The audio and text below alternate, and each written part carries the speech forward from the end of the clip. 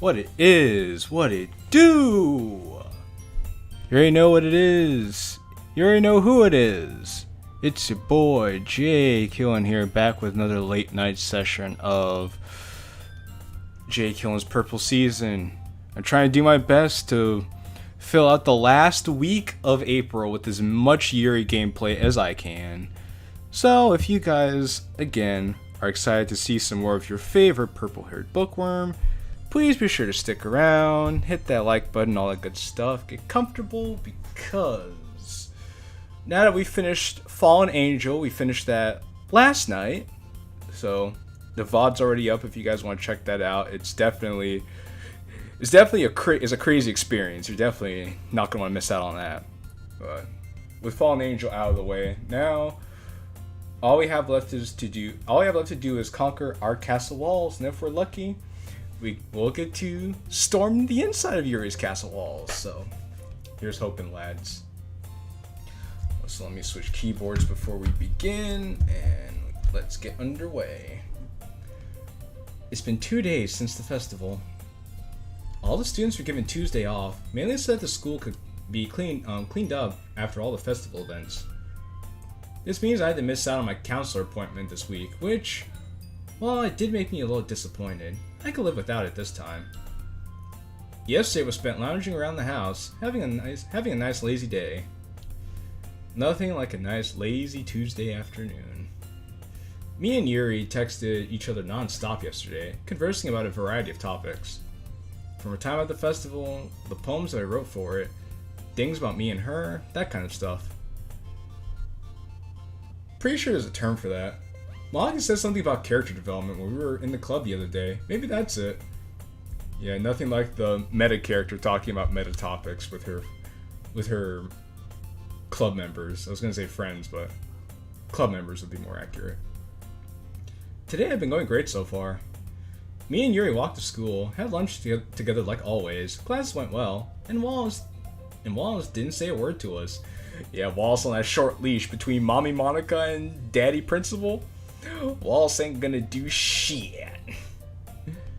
Heck, I don't think I've heard his stupid voice even once today. He actually did what his dad told him to do.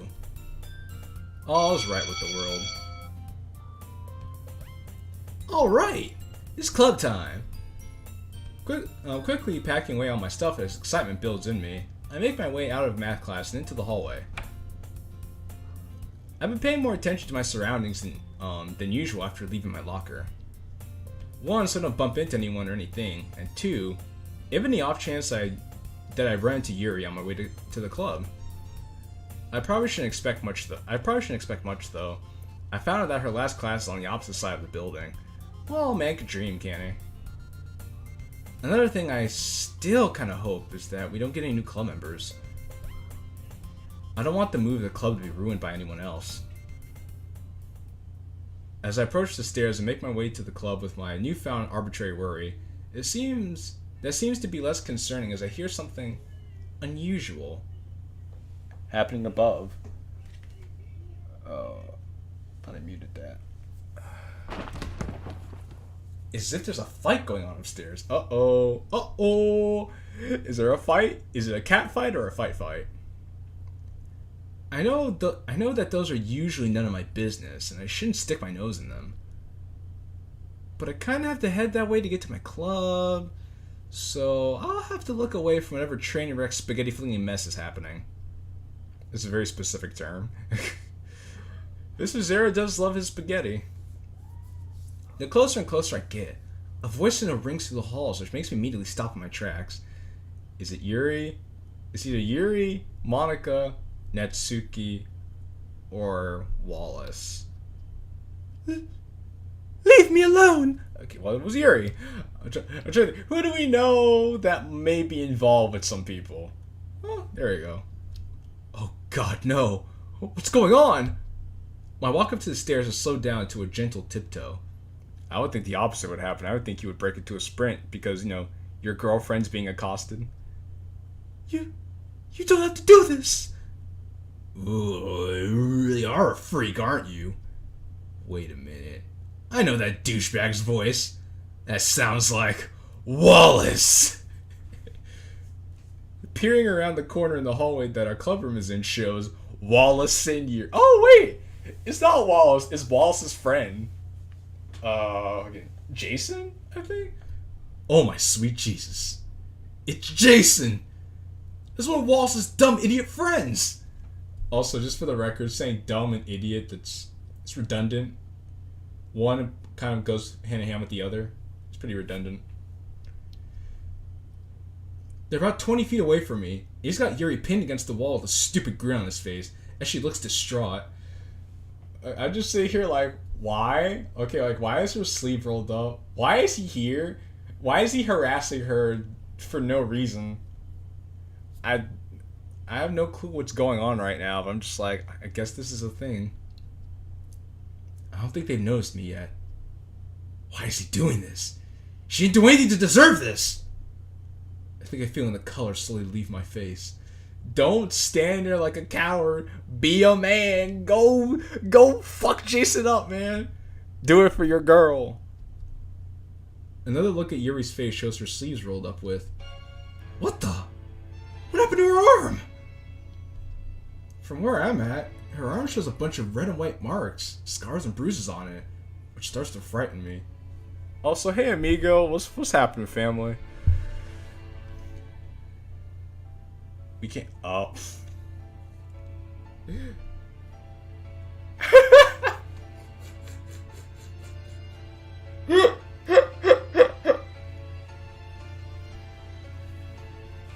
I just got here, so that means for the past 8 minutes, no one was seeing anything.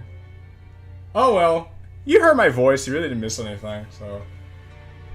All we know is that this guy is bullying Yuri for whatever reason, and now we're finding out that Yuri cuts herself. So, yeah, thank you for telling me. Otherwise, I would have went 2 hours with nothing to show for it.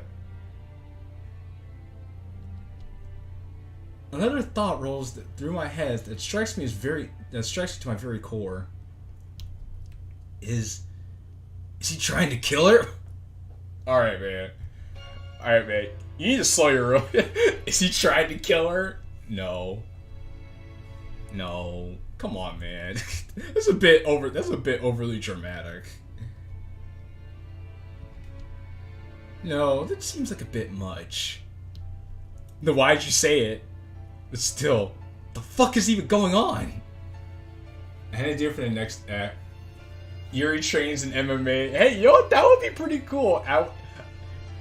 A mod where Yuri does some MMA training, and she could just whoop the ass of anybody that tries to come after her. I would play that mod. Just the thought of anyone even trying to hurt her like this makes my blood boil. I just can't stand here and allow this to happen. She's my girlfriend, for fuck's sake. Exactly. So why don't you go defend your girlfriend? Just wait until your retarded boyfriend hears about this. You did not fucking just... As I look at them again, my heart feels like it's being pierced. Jason's grin's become even more evil looking, whereas Yuri looks like she's about to cry. Hey yo, he just calls retarded. I'm like, oh hell no. Hell no. I'm not gonna take that shit lying down. Jason, you better get that body blow, uppercut, my G. Ooh, baby. No. I will not allow this. Another thought runs through my mind that I quickly dismiss. But then rethink about it because that is just that crazy. I have to do this. I usually never resort to this, but my princess in danger calls for it. I must choose violence. Exactly, giving the old Habib Conor Craig. That's what we're about to do, man. This is what I should have done to Wallace the other day. This fucker deserves it. It's time to be her bodyguard. While the rage in me slowly builds up, another process in my mind is screaming at me about the possible consequences of this. But I'm too invested in this to consider those right now. Alright, it's time to be a fucking man! With my teeth clenched, slanted eyebrows, and all 10 of my fingers spread apart, I begin my vengeful walk over towards them. Once they notice me, then just fucking go for it. It doesn't take long for both of them to look towards me and see what's going on. Yuri attempts to jump like she's seen a ghost, and Jason looks confused, but that doesn't matter now. Also, hello, Wyatt. Right now, we're about to fuck this man up. He's bullying Yuri right now, and we have to defend our lady love. Go! Sprinting as fast as I possibly can towards Jason. My brain has become erratic and my eyes focus only on him. All we see is red. A look of concern washes over him. Closer. Now! I can't believe this is happening. Hey, Lance. Leaping off the ground, making contact with him, I place my right hand over his face. He must be too shocked to react. Almost there. Tilt now! Putting all my pressure on my right hand brings his skull downwards as he slams into the ground. The shockwave from the landing travels up my entire arm, and I can't tell what kind of sound his head makes as we land. Quick getting up after the initial shock and looking away, I firmly plant my foot right into his stomach and begin power walking towards Yuri. Hey, yo! Let's fucking go, MC! Let's fucking go, Killin! That's my nigga! That's my nigga right there! Defending the honor of Yuri! Woo, baby! There's no sounds coming for him. Thank God. Guys, we killed Jason. We killed Jason. She still looks terrified at what just happened. She might even be shaky, but her safety is more important right now. Yeah, you did miss him calling the MC a bad word. But I was just like, nah, we can't have that. First he insults us, then he's bullying our girlfriend. Nah, we gotta choose violence today. It ain't done till the ref says it's done, and there ain't no ref. I make sure my expression isn't as serious as it was before approaching her, to which I firmly take hold of her hand. It's not safe here. We have to go. Pulling my weight with somewhat considerable force, she has a budge, to which I wasn't expecting and almost fall over. We should have named the MC Fit, because he's choosing violence.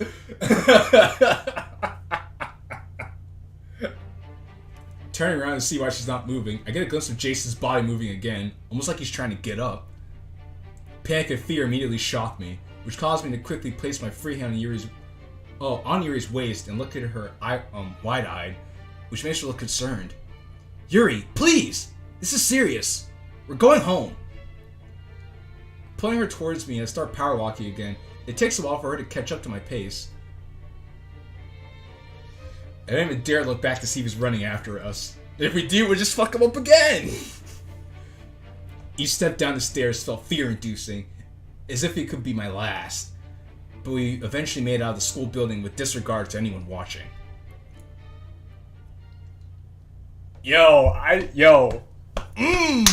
It's about time we got an MC that knows how to fight, man. Jeez. I'm tired of these MCs cowering by these bullies and whatnot. Now we got a real man of an MC here, messing up the bullies for his girl, for his lady. That's the kind of stuff I love. God. Powerful, man. Powerful. Once we're outside, we made a considerable distance away from the school. We slow down and start walking toward taking the path towards Yuri's house. The weather outside is nice and serene, which is well needed to calm me down. Finally, MC actually squares up. That's what I'm saying. MC chose violence and he knew how to fight back. We assert our dominance. We T-posed all over Jason. We default danced on his ass. Now we just need one that wants to smoke. Well, someday, amigo, maybe someday. Taking in some fresh air and feeling less tense, I look over to Yuri to see the sun shining on her face. But she has her head down, and all signs of happiness have completely vanished. I think I better ask if she's alright. Hey, how are you feeling? fine. Maybe in the Sayori the drug dealer mod. Well, Margo, it's funny you mentioned that because I do have a series that I've already played technically where Sayori becomes a drug dealer.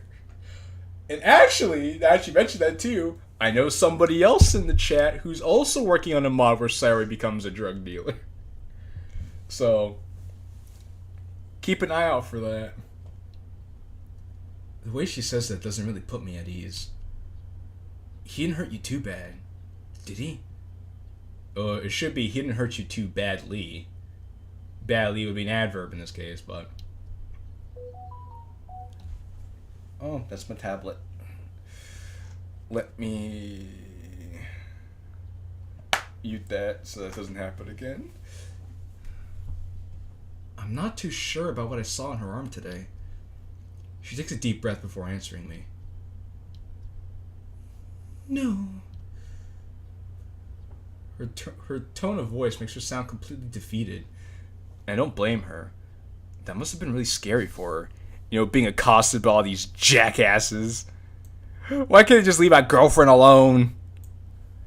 Do they have no shame? Just imagine what would have happened had I not showed up. Who would have handled that? The principal? Monica? The club! I should probably let Monica know that we're not going to make it today. One-handedly pulling out my phone from my pocket and flipping it open, I open mine and Monica's messages. But before I begin to type, I feel like I should let Yuri know what's going on. Better speak gently to her. Hey, I'm gonna let Monica know what's going on. She doesn't respond. She just stares blankly at the ground while we walk hand in hand to her house. Well, at least I told her. Poor girl. It takes a while to type one-handed. Very simple. LeBron would have handled that with a good old two-step. Broke his ankles. Hit him with the fadeaway. Hey, Monica. Me and Yuri can't make it.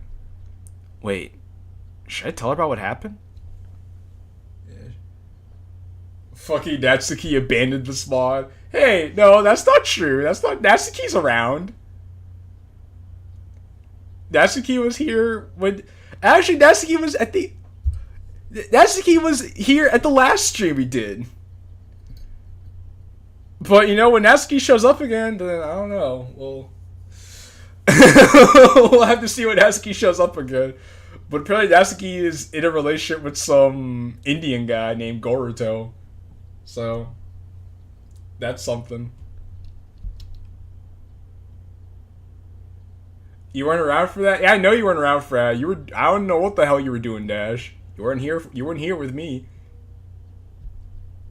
Oh, and hello, Big. How you doing, family? No. She'd be all but my case about that. Let's do this instead. Oh, what happened? Some jackass who's friends with another jackass was bullying our lady love. And we couldn't have that. And he also called us a mean name. So we decided to choose violence. We effed him up. And then we're taking Yuri away from the bad situation. Like the G's that we are. And we're telling Monica that we can't make it today. She's sick, so I'm taking her home. Sent. But then, see, the problem with that is Monica's going to say, oh, Yuri, I hope you're feeling better. I heard you were sick yesterday. And Yuri's like, sick? What are you talking about? I wasn't sick yesterday, Monica. I wasn't sick yesterday, Monica. A moment or two passes as the calm sounds of nature plays out around us, but I can't help wondering what kind of raging storm is happening. Oh, that was fast. Okay, thanks for letting me know, but this messed up what I had planned for today. Please show up tomorrow. She didn't even say, wow, I hope Yuri feels better. I'm sorry to hear that. Monica just says, please show up tomorrow. Damn. Right now, what Monica could have planned for us today isn't very important. putting my phone away and looking over to Yuri, I can't help but wonder what my poor baby's thinking right now.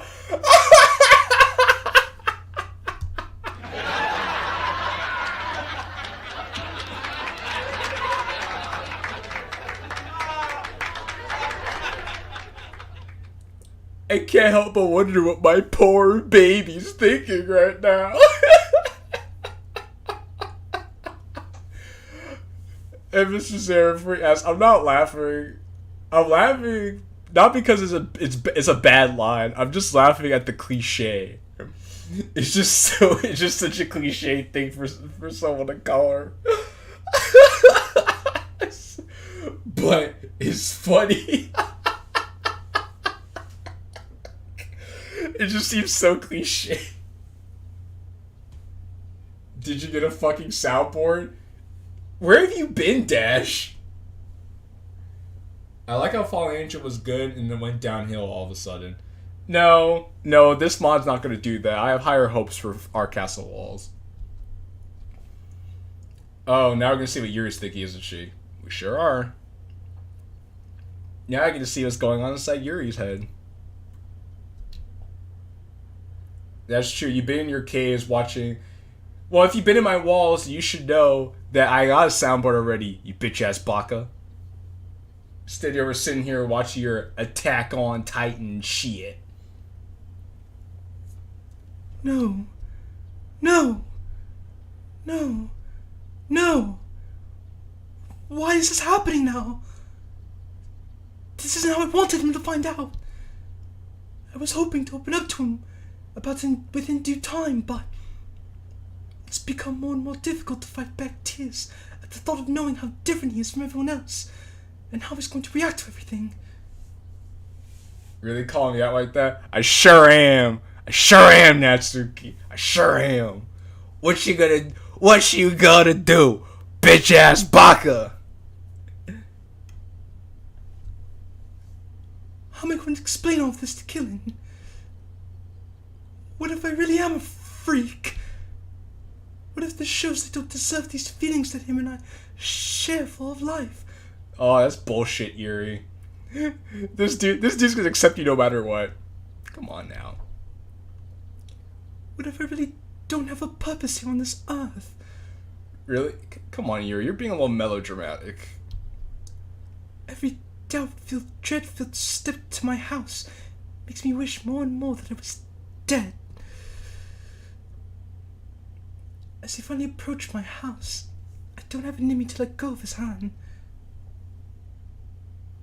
I would get a Yoshi voice thing so I can watch streams. You don't have to hear my dumb voice. I don't know how that's gonna work. Big. I want every moment like this to last as long as possible before everything goes awry. Awkwardly grabbing my keys from my bag and somehow unlocking my door, Qilin takes another inquisitive look at me before we enter my house. Man just looks sad. My darling. My darling. Oh, my darling. I'm so sorry about this.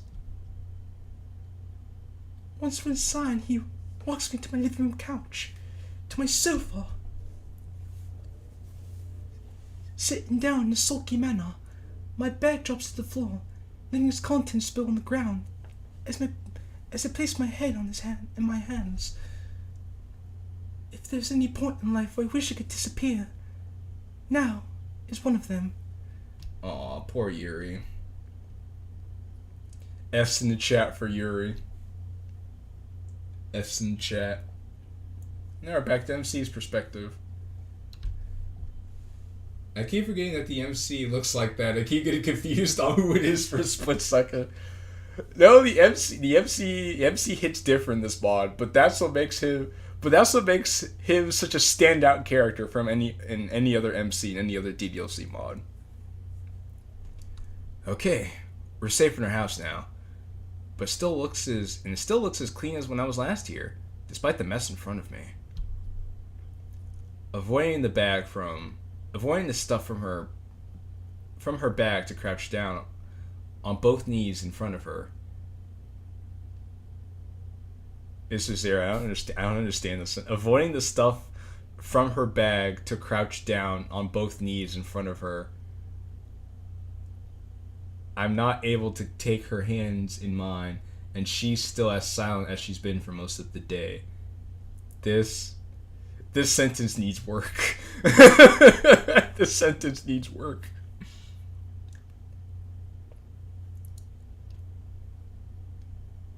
Are you trying to say avoiding the stuff from her bag as I crouch down on both knees? Or then you could just say avoiding the stuff from her bag as I crouch down in front of her. I'm not able to take her hands in mine. Words are hard sometimes. No, I get... You know what? I get that. Get that. Words are hard sometimes. I'm just saying, for future reference. I'll ask her about what I saw on her arm later. Hey, how are you feeling? It takes a while for her to respond. Her shaky voice still doesn't bring me at ease. I'm scared.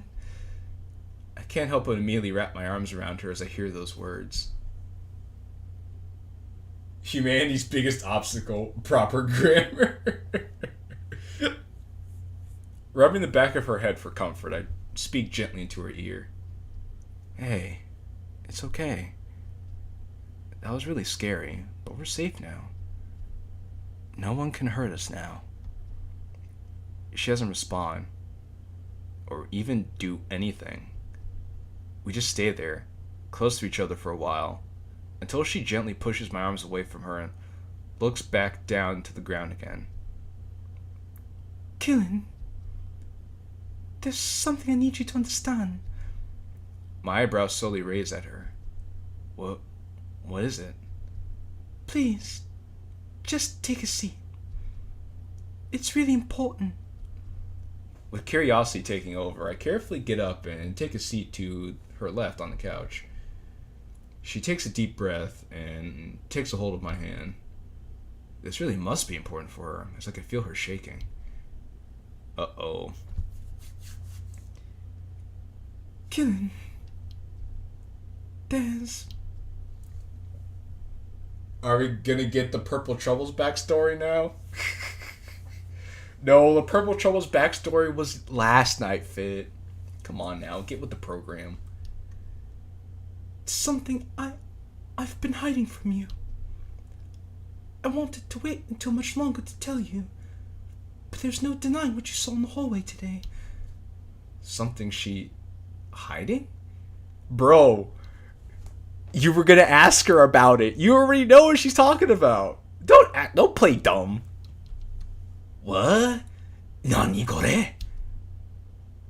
With her hand still shaking, she slowly rolls up her sleeve of her uniform to reveal her left arm. I'm left speechless as the sight of her arm makes itself a permanent spot in my mind. But the problem is, you already saw it. You were gonna ask her. So why are you so shocked now that you're seeing it again? You already saw it. I guess now you're seeing it up close, so that makes a bit of a difference, but you already saw it. Letting go of her hand, I carefully take a hold of her left arm and bring it close to my face to inspect it. In front of me are plenty of white marks about 4 centimeters each. Some faded, mostly healed red scars. Some cuts that have scabbed over and are yellow. One cut that looks concerning, as the skin separated. Yuri, we told you about playing tic-tac-toe on your arm. Hey, Tag. Good to see you, Playboy. Not only that, it looks like this was recently done. Did I have anything to do with this? Yuri, what's going on? It looks like she's trying hard to hold back tears. I wanted to wait until much later to tell you. I didn't want you to find out so early on. Find out? I'm a freak! A freak! About this bad habit of mine. Bad habit? No, she doesn't mean... You did this? And what if we just cut the black right there? That would be amazing. It's like, you did this? Cut the black. She doesn't respond. She gloomily looks down to the ground, still trying to hold back tears. I really wish I didn't. This started 2 months ago.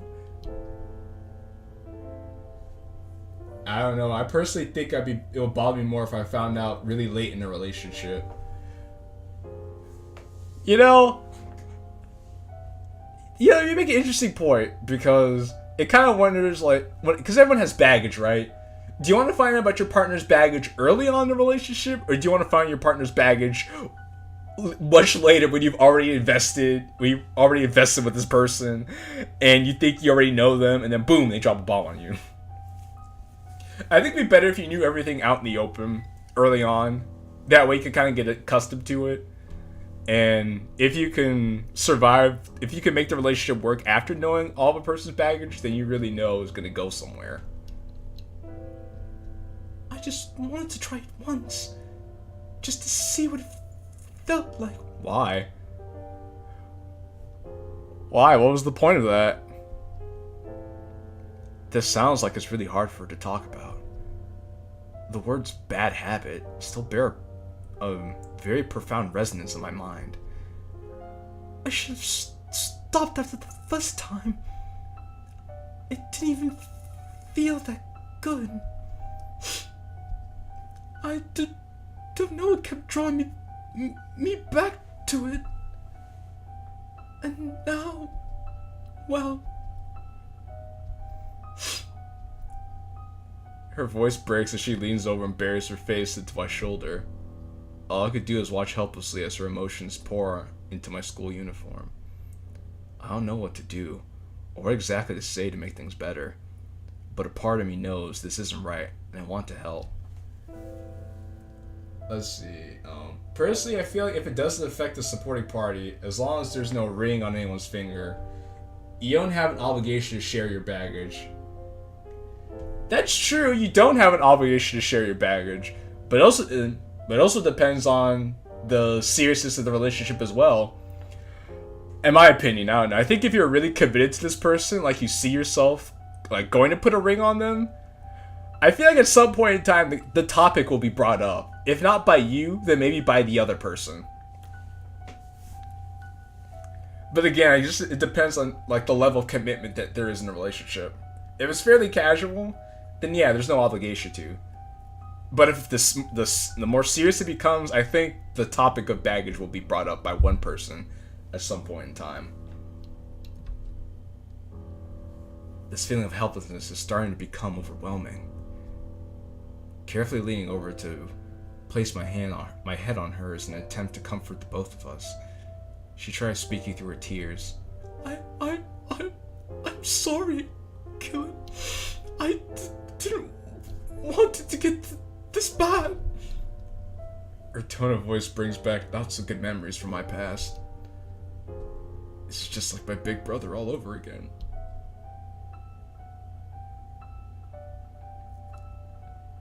"10 years ago, Killin's house. I sure do love me some flashbacks."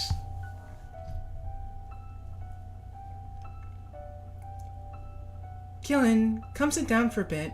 We need to talk. Carefully sitting down my limited edition silver toy train I got for Christmas, I raise a curious eye at my mom and do what she says, sitting next to her on the couch. Mom, what is it? She looks sad. Did something bad happen? I just got off the phone with your big brother. Just hearing that cheers me up a bit, to which I bounce up and down the couch a few times out of excitement. Big brother! I haven't heard from him since he moved. I hope he's okay. She's as smiling like I am. I don't know how to feel about this. Maybe if I keep on smiling, then she will too. About that. You remember his wife, Heather, you know? Of course I do. Of course. But she was acting funny last time I saw her, though. She still looks sad. What could he have said to her? She passed away in her sleep last night. Oh, damn. Wow. That's horrible. So, there are too many girls who know my baggage out in the world. And I feel like that's a sin. When you're older, everyone has fucked up baggage, so when they walk in with some, it's kind of like, okay, expected. Well, like I said, it's expected for people to have baggage because nobody's perfect. The question is, what kind of baggage are you dealing with? And the other question would be, will you be able to pick up their baggage? If you can't pick up the baggage, then is the relationship gonna work? I think I want to know if my partner is a puppy killer or a Nazi. I agree, Tag. I agree. I think that's something that'd be worth knowing. She what? She was acting funny because of her bad habits. And she's gone now because of it. Oh, her bad habits, quote unquote. How much you want to bet Heather overdosed?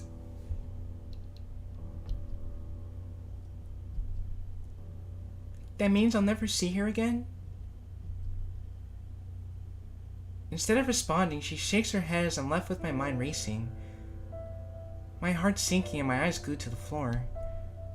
Big brother. Why? Why didn't you do anything about this? I think if you can't tell they're a puppy killer Nazi without them telling you, that's more on you than them. Alright. Alright, well, you know what? That's how you feel, Fit. That's how you feel. I thought you loved her.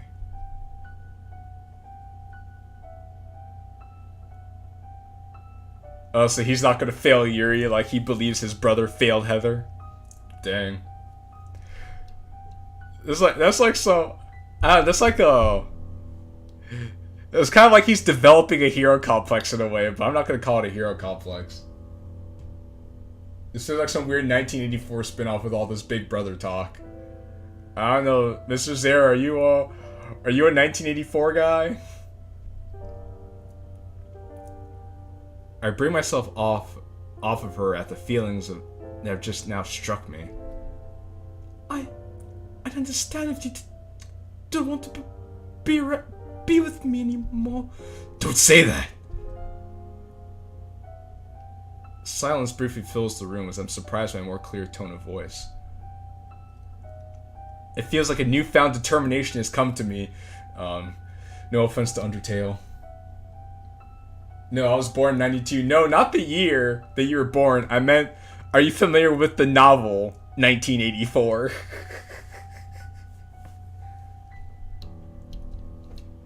After composing herself for a bit, Yuri is able to bring herself up and look over my way again. Dear God, I've been reading a lot of 1984s of late for my English class. Look out for that double speak, Lance. I will not tolerate any wrong think in this chat. Huh. I don't want to leave you, or say goodbye to you, or anything like that. But why? Gently taking her hand in mine, I try my best to put on a smile and let her know I mean well. Because, Yuri, this is a Yuri mod. That means I'm contractually obligated to be with you from now until the mod's duration. I made a promise to you a while back, and I'm gonna keep it. Oh, bye, Big. There's no way I'm walking away from this. The both of us remain silent. She must be deep in thought about everything. Slowly letting go of her hand and getting up from her couch, I look around her floor to see all that's about. Books lay everywhere, but my eyes mainly land on bandages and neosporin scattered all around. I think I have an idea of what I want to do. So everything comes full circle. Yuri took care of us in our time of need. Now we're gonna take care of Yuri in her time of need. I like it. Hey, Jack. Mr. Kennedy, the creator of Sigma Club, was pop locking and dropping with the family. We're playing some Our Castle Walls. Right now, we're about to bandage up Yuri. That's when I kneel down in front of her again. Take both hands. Oh, take both of her hands. I think I know the first thing I could do to help with this. Do you trust me? Okay, Aladdin. A little silence fills the room for a short while. I don't want to do this anymore. Confusion strikes me, which sends me into an internal slight panic. What does she mean by that? I don't want my arm to feel like it's running a fever, or to constantly pick at them anymore. Those words alone make me tighten my grip on her hands, to which I feel her doing the same. The homie Aladdin, that's what I was saying. I was like, okay, Aladdin. It's okay. You don't have to anymore. And I think I know how. Letting go of both her hands to pick up bandages and medicine from earlier, I make my way over to her still exposed left arm and gently take a hold of it again. I can never look at the word gently the same ever again after playing DDLC mods. It'll be alright. I'm here now. Here I come to save the day. That's when I carefully lay my head on her shoulders and gently wrap my arms around hers. A lot of gently going on here. Carefully and gently rubbing my arm, I softly speak into her ear. We got like 3 gentlies in like less than 10 seconds. You're still the same beautiful girl, I'm happy to know. Even after all this. I'm getting Versace on the floor vibes right now from this. Bringing my head up shows her staring at me, almost unsure of what to say. Proof of my Sigma Club is the best mod. The word gently is never used. Well, Jack, there's nothing gently going on about Chad in Sigma Club. Take one shot for every 5 gentlies. I'll take you up on that, Margo. There's no way you can mean that. Bitch, I'm here! I ain't going nowhere! Plus, like I said, this is a Yuri mod, so I'm contractually bound to be with you from now until the mod's duration, or you die, whichever comes first. Looking into her eyes, I know what must be done. I have spoken! I have spoken!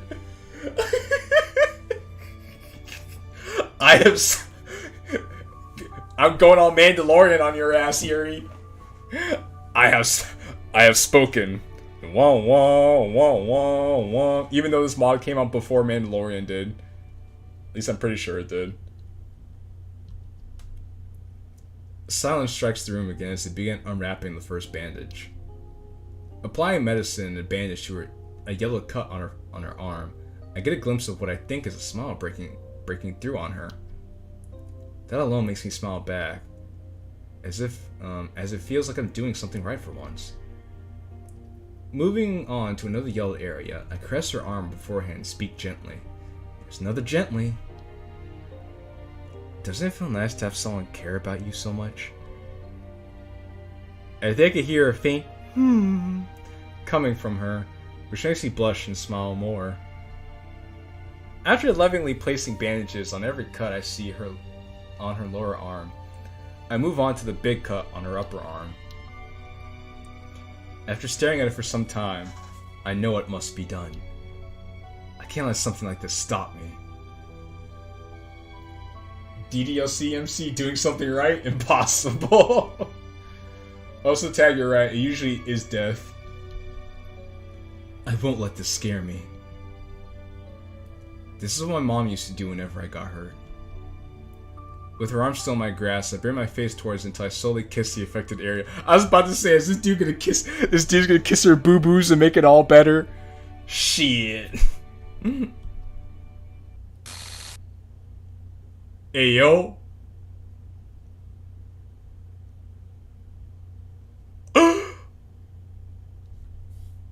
Oh shit! Guys, I'm scared. Guys, I'm scared. The screen glitched. Yuri got the yandere eyes. I'm like, oh hell. Oh hell. Oh, there we go. That one needed 2 of them. Looking up at her after rolling her sleeves back down from her shows her smile is gone, and she's staring intently at me.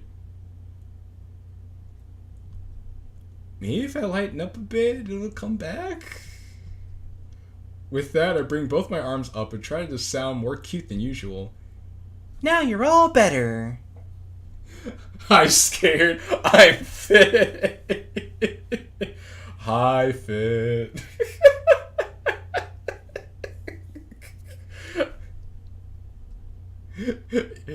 She's just standing there, menacingly. Get out of there, kill it!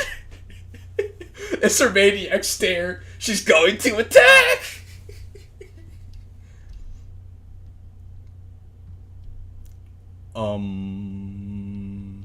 Yuri? Oh my god. I feel like Yuri's about to jump our bones.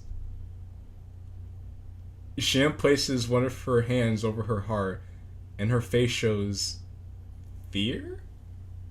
Unrelated, but what are your thoughts on taxation without representation? I think it sucks, Jack.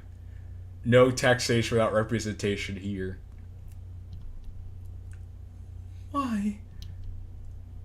Why is my heart pounding so fast? Without another word, I quickly get up and hug her just like I did earlier today. She hugs me back harder than I was expecting and starts breathing a little heavily, almost like she's hyperventilating. Shh. It's okay now. Everything's alright now. We're past the worst of it. Her grip on me is constant, which makes me believe I'm going to be stuck here for a while.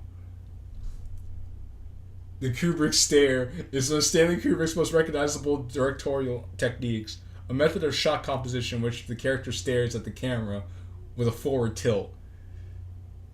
Well, I don't know if you can really tell there's a forward tilt there, but that's actually pretty interesting to learn about. Thank you for sharing that.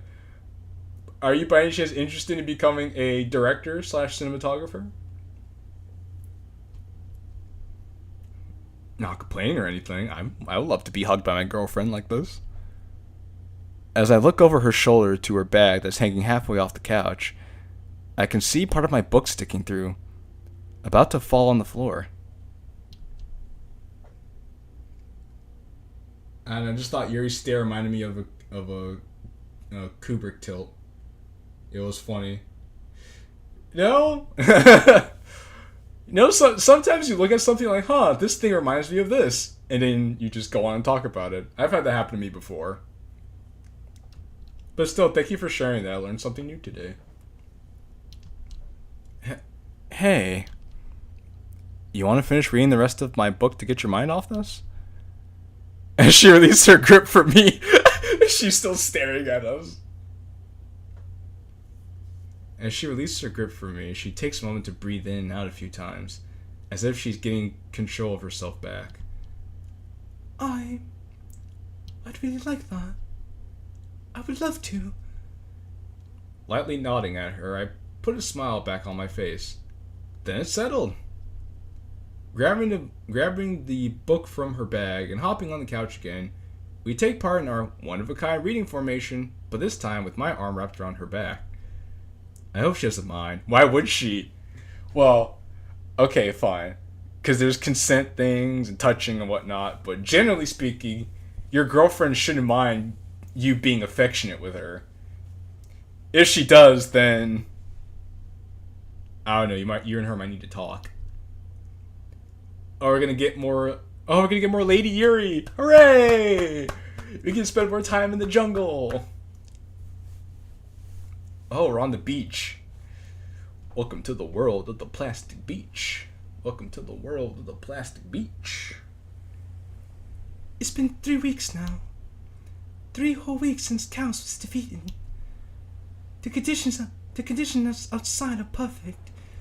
No rain clouds in sight. Calm waters. and a noticeable breeze. I'm finally almost done building a boat to escape this island. It took a while to gather everything needed to build the boat. Some of my animal friends were able to help me with that, but it's almost time. Just a heads up, the final jungle scene almost made 2 of my proofreaders tear up. Oh well, we'll see what that does for you, Mr. Zare. I don't cry for just anything, so we'll see. I should just secure a few more ropes to have a functioning cotton sail, and I'll be good to go. I've made my own bag out of palm fronds and vines, and gathered from every lychee fruit tree I could find. I forgot to bring back my hero's favorite to him. Aw, that's adorable. Securing the last knot on the base of the sail and inspecting everything I've done. My excitement increases stupendously. I finally get to see him. Uh-oh, Yuri's getting the crazy eyes. She's got hungry eyes. I finally get to see him again.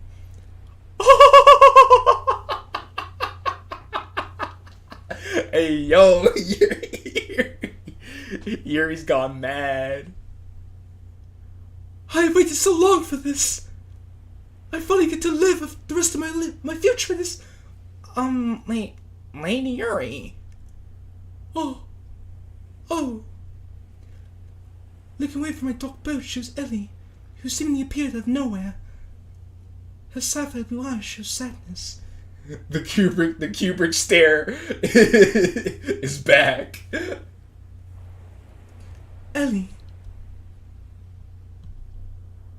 Do you have to leave? Some of the excitement in me is replaced with hurt at those words. I carefully walk over to her and attempt to comfort her. Listen, I'm sorry, Ellie, but we must part now. You know, Mr. Zare, I was about to say, Mr. Zare, you missed a perfect opportunity for you to play the Song of Parting from Lufia 2.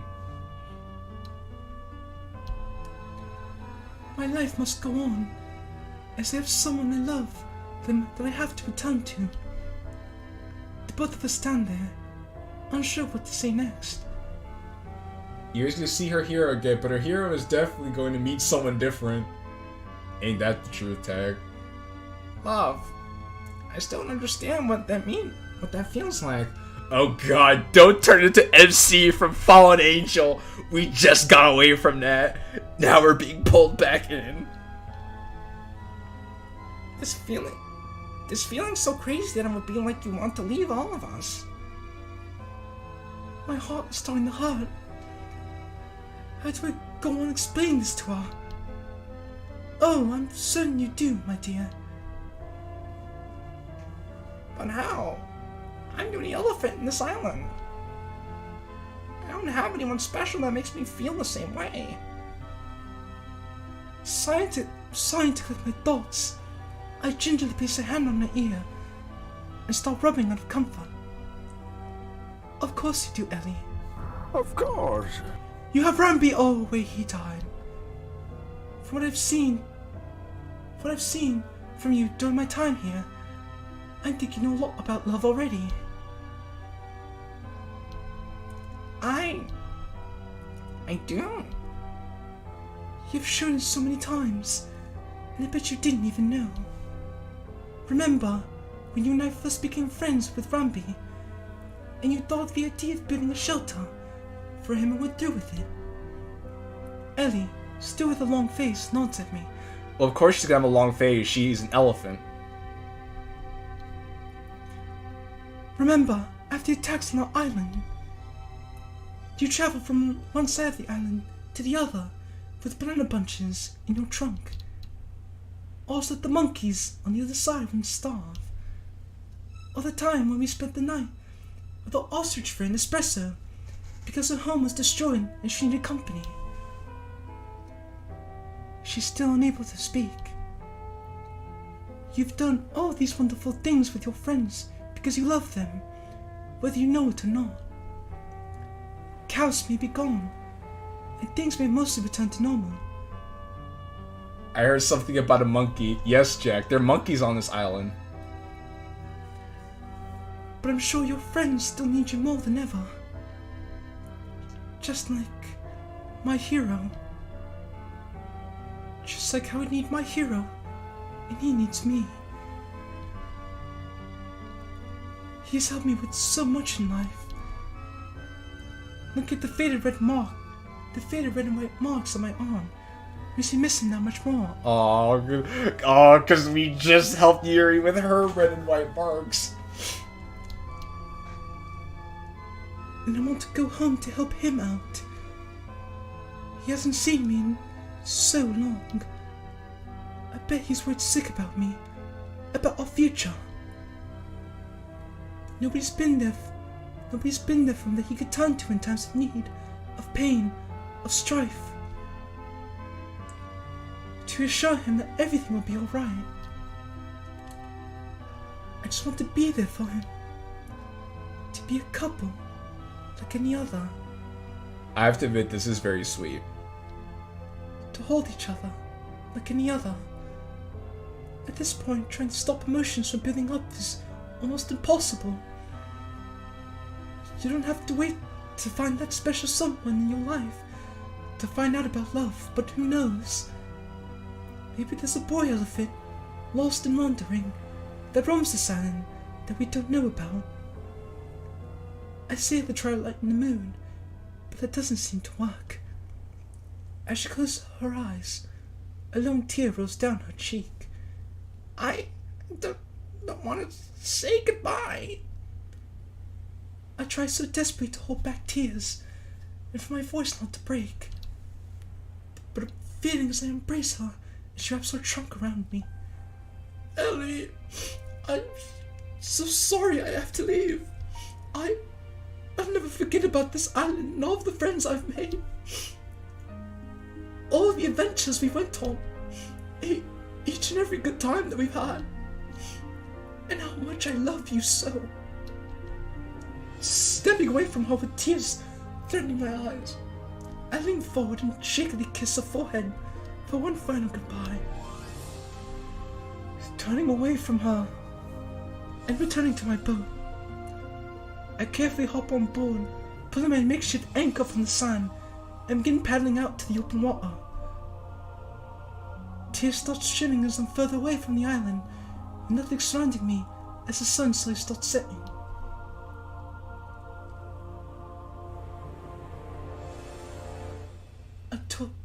I'll miss you dearly, Ellie, but I'm finally coming back home, my hero. Well, that was the end of Ellie in the Jungle. I hope you all enjoyed it. Unlike Fallen Angel, which fell off. It fell off. You know what, Mr. Sarah? I'm gonna say this. I'm gonna say this right now. That was a better love story than Fallen Angel. I'm saying it right now. Just that alone was a better love story than Fallen Angel. So kudos to you, Mr. Zara, for making a very profound love story. It just shows that even though a relationship is good, the love of the friends you've made along the way is also just as important. I have to admit, that was pretty... I really like how that was written. Wow. It's been so long since I've last gone through this ending. And I forgot just how painful the ending was. Taking the back cover of the book and closing it, I accidentally closed over Yuri's fingers, which I completely forgot were there. Bro, I kid you not, I had to watch 1980 Sesame Street to figure out how to write parts of that scene. 1980 Sesame Street? I didn't know Sesame Street got it like that. Damn, I didn't know 80 Sesame Street had it like that. Wow. The more you know.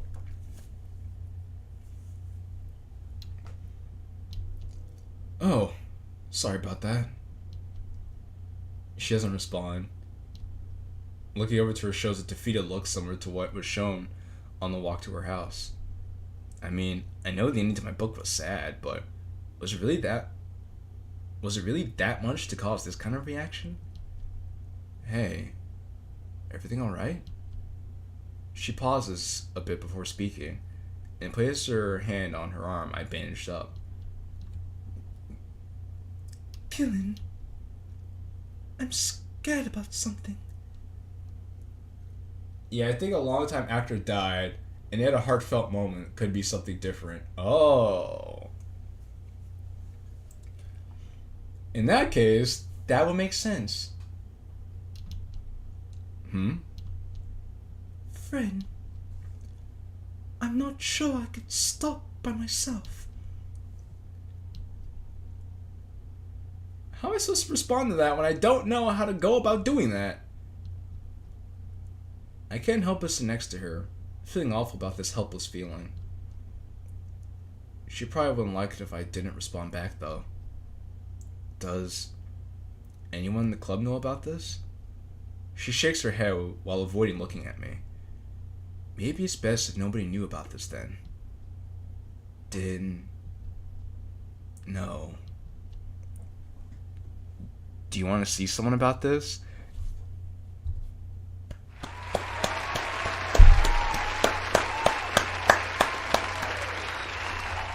Again, props to this MC for asking Yuri if she wants to see someone about this, instead of, like a certain MC from another Yuri mod we just played, going behind Yuri's back to go see Dr. Peter Langton.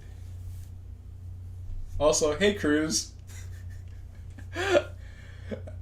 It's kind of interesting seeing you around more often as of late. Why play something like Fallen Angel when you could play Sigma Club? But Jack, I already played Sigma Club. I played it with you. Which I admit was a very fun time. But I can't just play Sigma Club over and over again, as much as I'd like to. No. I don't want to. I don't feel it's progressed far enough to want that. Yuri, that's not how it works. And two, you could probably benefit from talking to a psychiatrist. Chances are you probably could. The hell you can't. I don't know. If I was gonna play Sigma Club again, I would want to have a whole cast with me to like voice everybody, to make the experience completely different from the first time I played it. Right. She said this started 2 months ago. That sounds pretty early on to me. Well, I could respect that. Seeing people like that could be scary sometimes. Casting anyone? Everyone? You know I'll be there if you... Well, I know you were just a voice actor in the making, so I'll keep that in mind.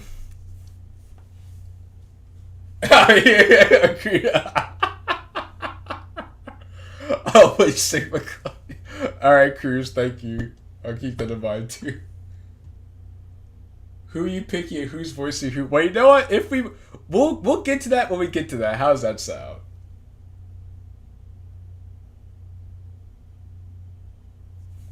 That's what I'm saying. If I'm gonna go through trouble replaying mods again, we gotta have a voice cast for this shit.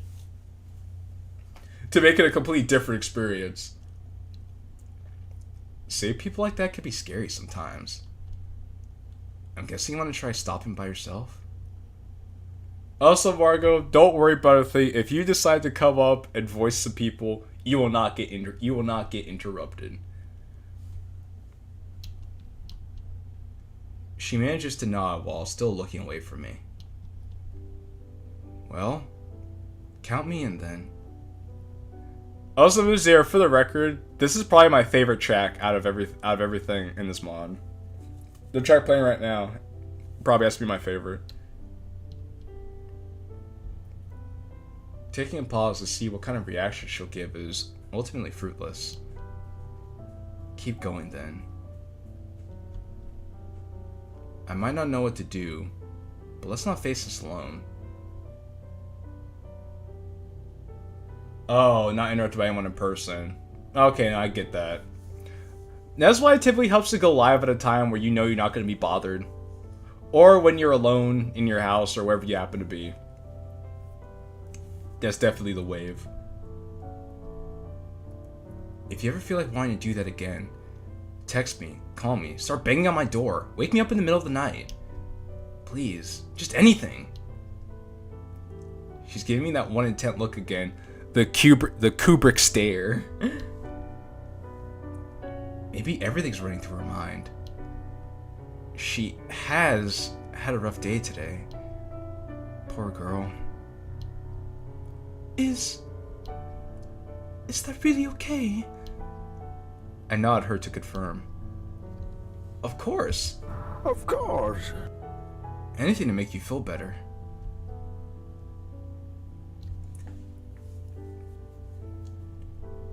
There's an unusually long silence between us. I don't feel like I've said anything wrong. What's going on? As when she closed her eyes, it practically leaps at me. Oof. I'll get me tighter than I was expecting. It gets to the point where I lose my balance and both end up falling over to our sides with me mere inches away from rolling off the couch. Once we land, she bares her forehead to my chest and I realize what kind of situation I'm in.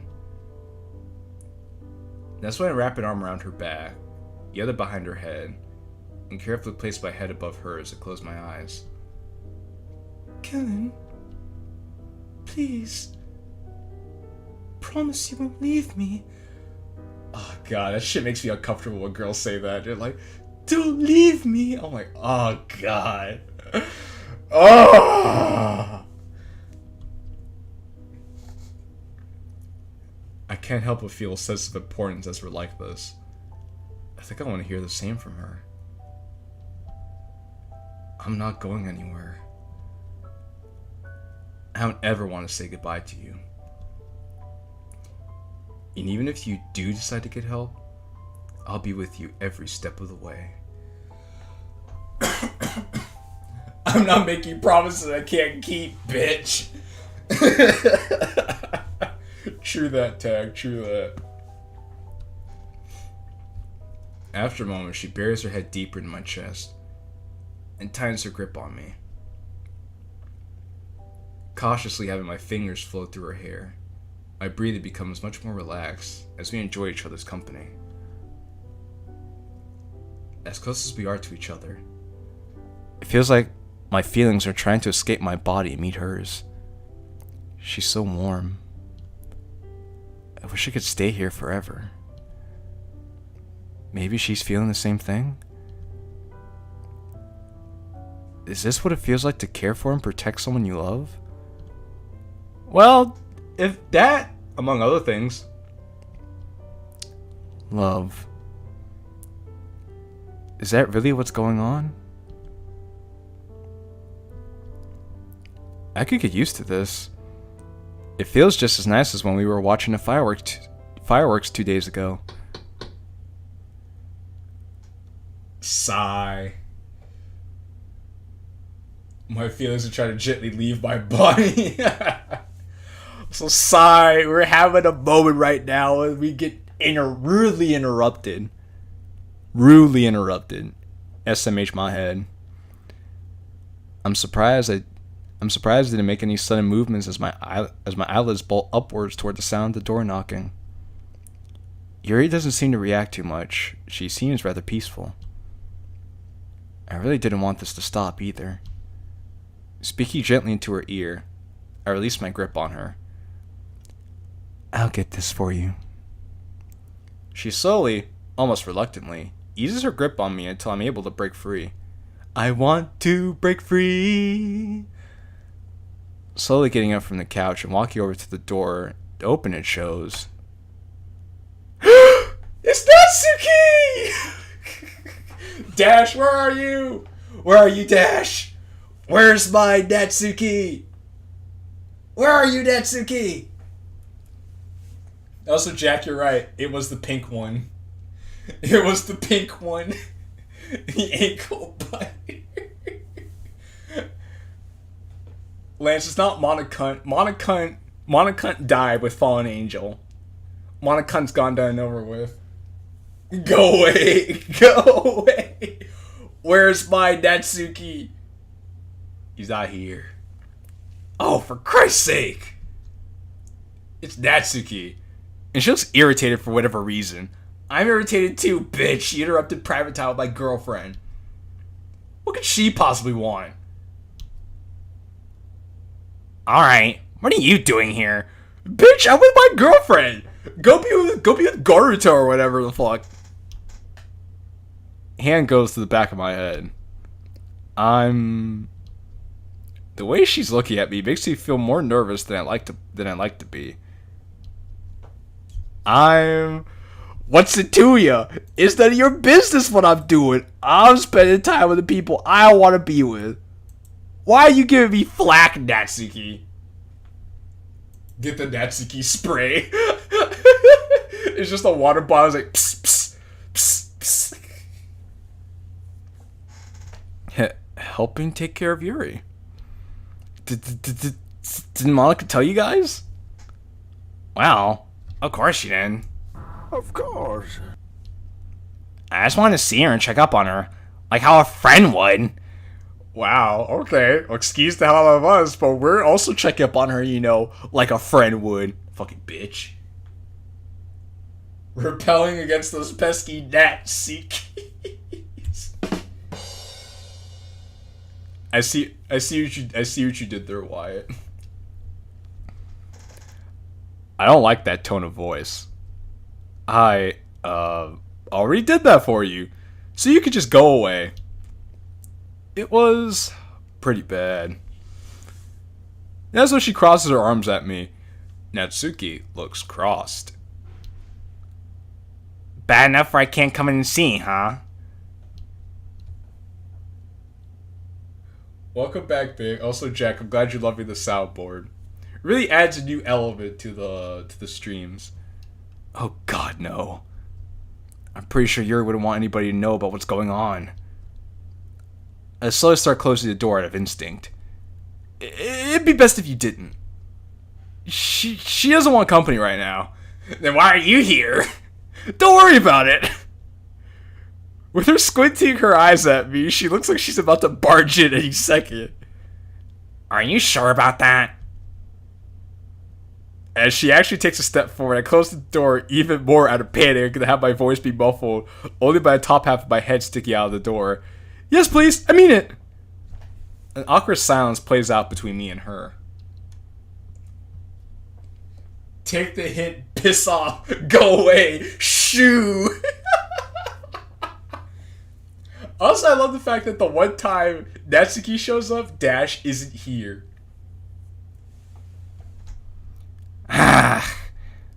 Of course.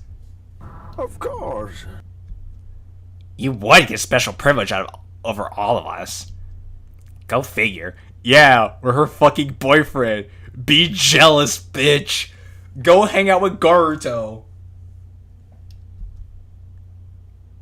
She would have gotten sick if you two didn't share food a few days ago, you know.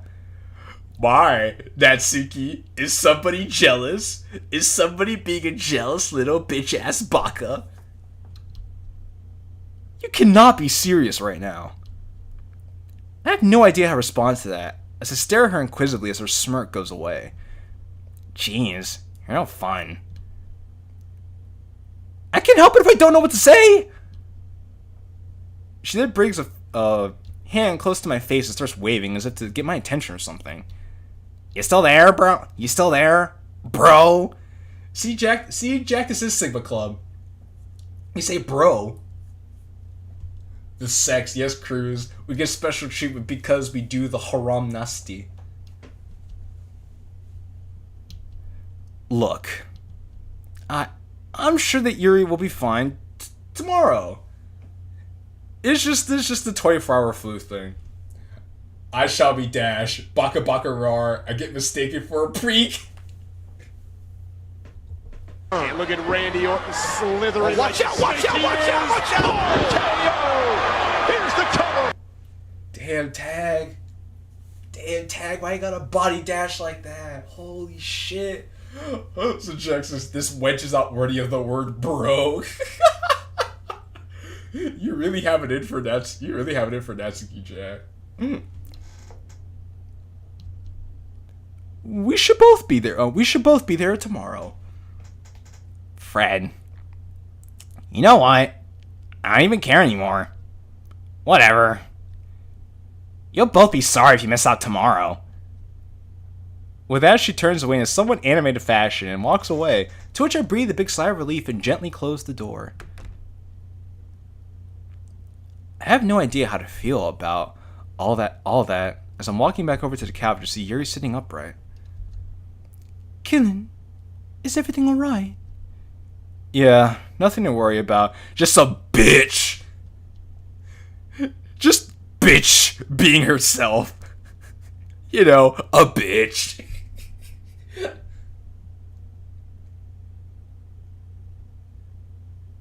Let's see, I don't mind her. It's Bitchika that I despise. No, Jack, you mean Monacunt. That's her new name, is Monacunt.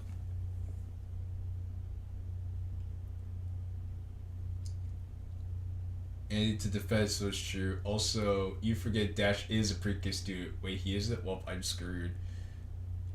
No comment. Okay. What did she want? She wanted to check up on you, but I told her I got everything under control. Good. Fuck that bitch.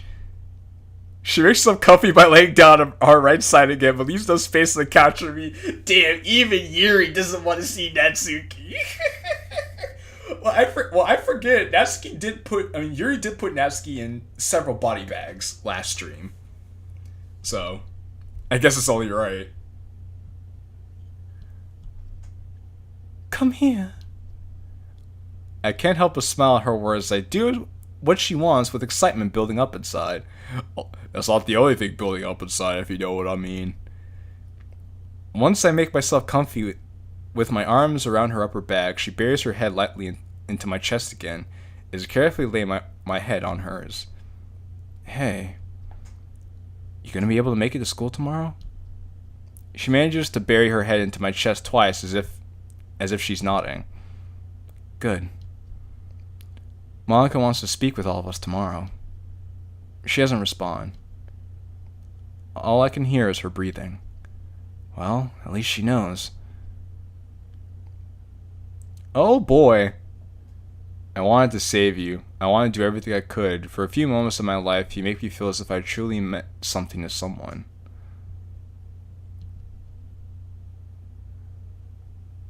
About 3 hours later. Good. Now can we? Good. Now we can fuck. Basically, Natsuki does some foul shit in this mod.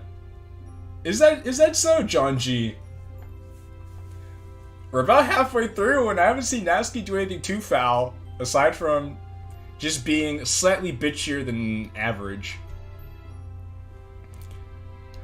I'm finally back home after such a long day today. Once Yuri was up and about, and it was time for me to leave, as much as I didn't want to. She insisted that she walk me back to my place, to which I didn't protest. She stayed rather close to me the entire walk here, which, while I didn't mind, I couldn't move one of my arms the entire time. That's an acceptable loss, I guess. Nah, dog, she crosses the line. Huh. Well, I can't wait to get to that point so I can say, Natsuki, you crossed the line.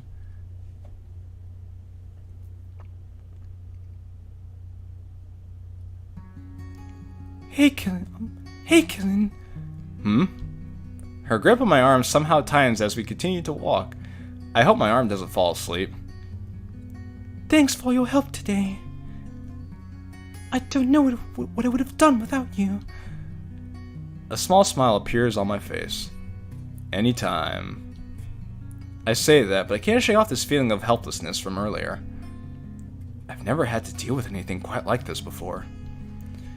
It's a miracle I was able to think of bandaging her up. But that seemed like common sense. But yet again, with what happened to my older brother, I guess I'll just have to do my best for her. She deserves it. Looking over to Yuri to distract me from my thoughts shows a much more content look from her, which is quite pleasant when compared to the mood from earlier today. Natsuki is so small, she plays limbo with the line. Everybody relax. Why is everybody being so savage in the chat today? Dang. Her smile looks so good on her. I hate it when it disappears. Hey, that's an idea. Why don't I write about this? The never-ending smile. Some way to tell her I mean what I say. Yeah, I think she'll really like that. Once me and Yuri hugged and she left, I decided to take a look inside my mailbox. Inside it is one envelope, and it's from Mom and Dad. I was hoping they would write me back. I was hoping they would write back to me. We just got a letter. We just got a letter. We just got a letter, and we know who it's from. I got an AI voice for not Yoshi, but somebody better. Oh, is that so big? That's good to hear. It made me happy after reading a letter from my parents, knowing that everything's all right over on their end. Also, Zara, I have a question. Oh, the envelope with the light blue text, important story item. I was just about to ask, why is the letter in blue text? But I'm guessing it's going to come back up later. So, good to know. They even said they'd help me with getting on disability and finding a job when they arrive home. It's a shame I won't be able to see them anytime soon, though. Taking the letter and placing it on the corner of my desk, I pull out a clean sheet of notebook paper and start writing a poem for Yuri. If anything, I really hope I don't have to present this to everyone in the club. Natsuki's so short, she wakes up in a Lego house singing "Everything is Awesome." God.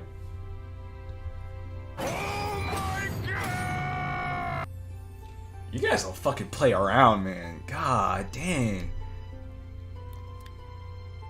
Things could get pretty bad if I had to do that. 15 minutes later. Alright, I'll admit. I've only been able to write 2 paragraphs, which is... I think that's more than enough for a poem, IG. That doesn't sound right. That doesn't sound right. Is there another word for that? I believe it's stanzas. Anyways, like I said, only 2 paragraphs done. I've been stuck on a line I wrote for a while. The whirlwind of feelings that arise. Thing is, I'm not sure what feelings come about from that. I hope I don't get stumped on this for a while.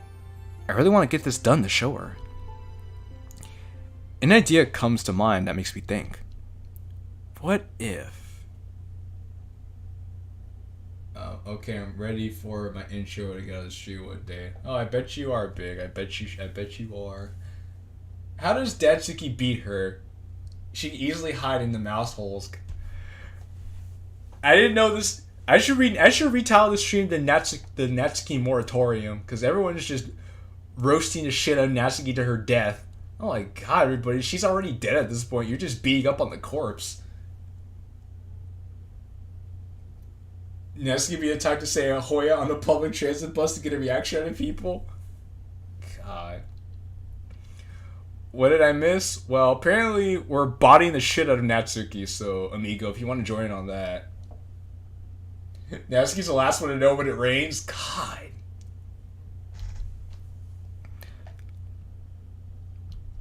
No.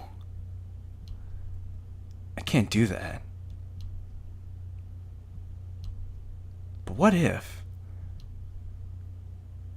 I know I shouldn't be getting up from my chair and leaving my room, but my curiosity is getting the better of me right now.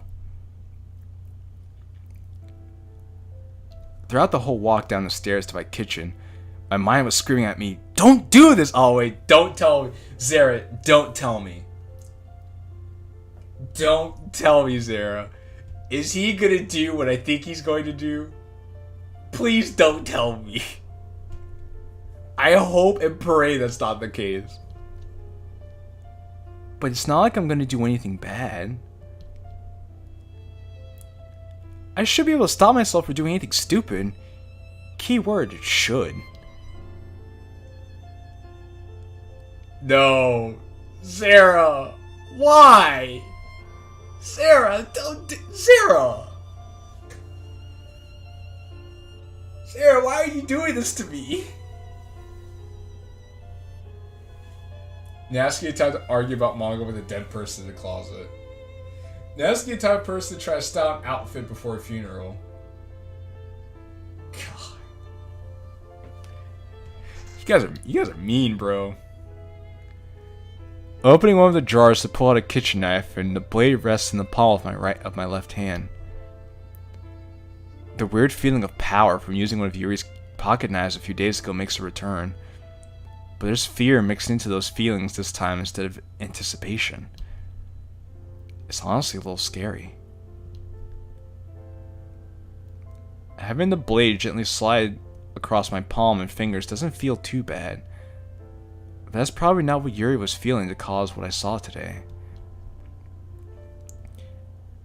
As my mind is still at war with me about what I'm doing, I push my thoughts aside as I gently slide the knife down my arm and have it rest on top of an area I know a blood vein is. As it rests there for a bit, I don't quite realize how much pressure I'm applying as my mind's going berserk, screaming things at me. What would your brother say if he saw this? No! Stop it! My eyelids bulging upward at the sight in front of me, immediately remove the knife from my arm and toss it away on the counter. Taking a seat at the table to look at the mark on my arm, I don't feel anything out of place after running my finger across said mark. Can't imagine how it would have felt if I had gone any deeper. I can't help but place my head on the table, feeling a little disappointed with myself to let a groan of slight anguish and let my thoughts roam free. Thinking about the skin being separated on Yuri's arm strikes my body with a roaming, sickening uncomfortableness. No. Please don't. The image won't escape my mind. Her glistening eyes with a single tear. Her troubled frown. Her red and yellowed arm. Her delicate voice being broken by whispers of sadness. Getting up and placing both hands on my head. The image torments me as I head over to the wall that the couch is on and forcefully place my forehead against the wall to try to make the thoughts stop. No! No! Stop it! Not my baby! The pain in my forehead is enough to make me stop and sit down where I'm at, in the middle of my living room floor. The dull, spreading pain and the torturous thoughts of a helpless Yuri runs through my mind again, to which I forcefully grab my head with both hands and swiftly bring my head to the hardwood floor. I could almost start to feel tears build up. Please, just stop! My breathing becomes more forceful and frequent.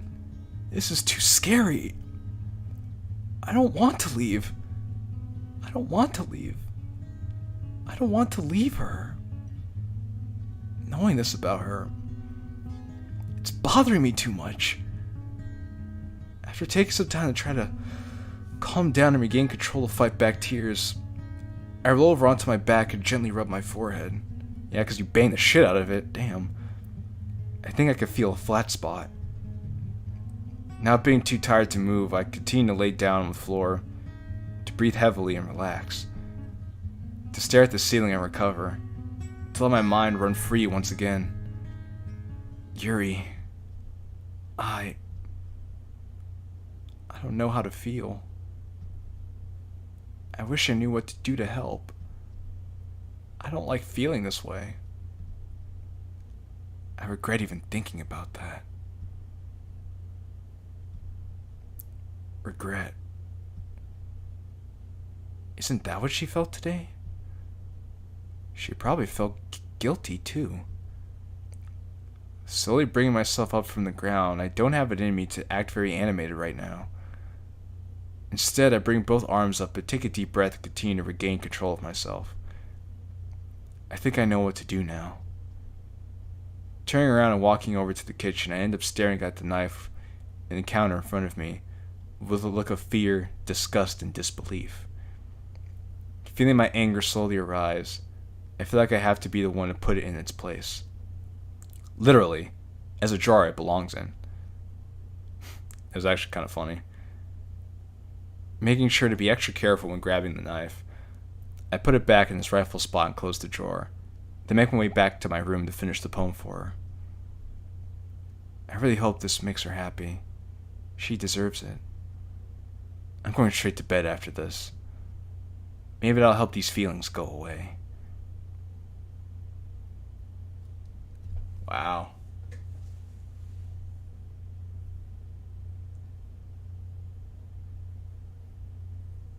See, no, he better not. You know what, Mr. Zero?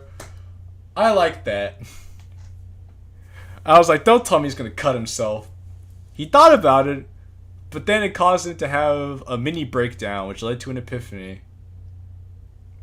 I can dig it, as the kids would say. 7:45 p.m. I'm finally back after walking JQilin to his house. Throughout the whole walk there, my mind raced about the events of today. Epiphany? Like fallen angel? Well, see, here's the thing. The epiphany in this mod actually counts for something.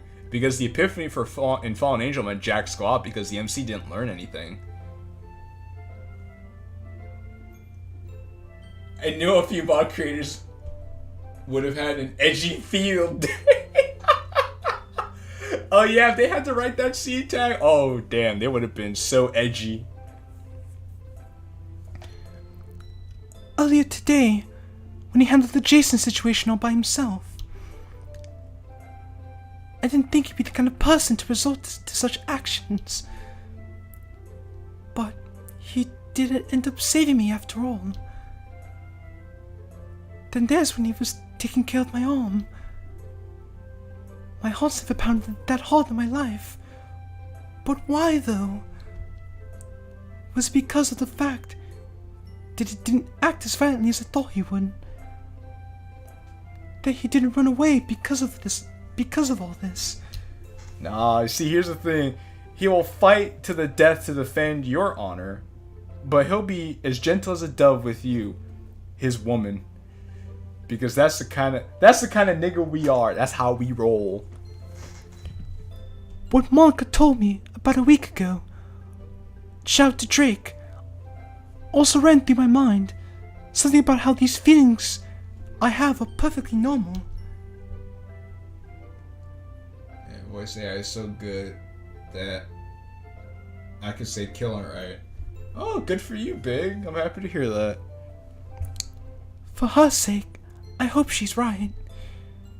And also, something about trusting my instincts on whether something feels right or not. I'll have to remember that.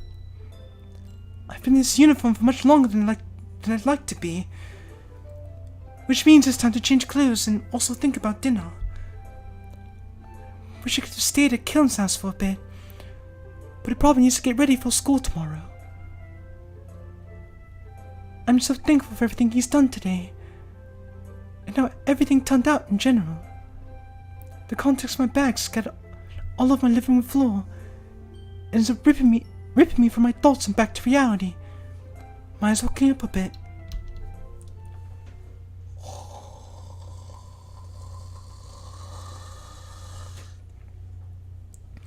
Once that's done and my bag is in my grasp, I walk up the stairs and into my bedroom.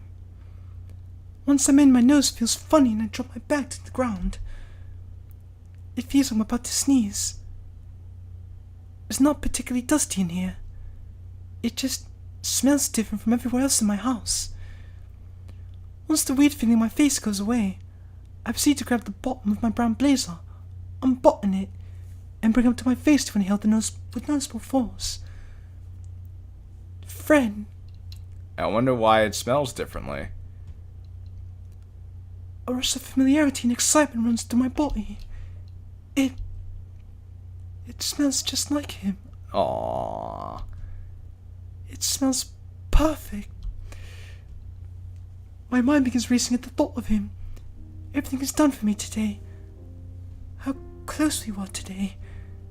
To hell with it. I'm leaving this on. I want this to last forever.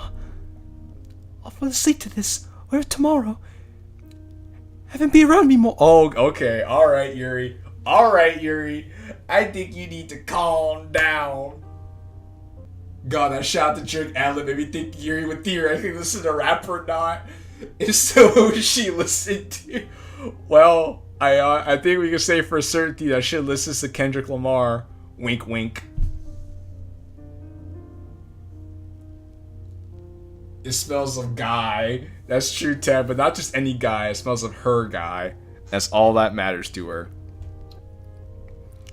Also, the music seems distorted. Yuri's getting a little cuckoo. Yuri's getting a little cuckoo here.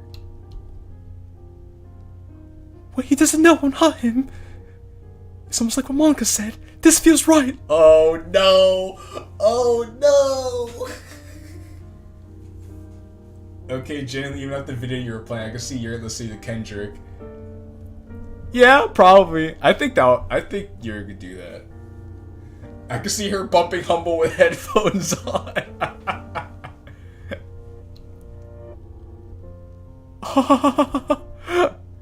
It's suddenly walking over to my desk to grab the Ellie and Rambi plush. I collapsed onto my bed and proceeded to hold the two of them close to me. We did it, guys. Today was a success. He didn't run away or leave me.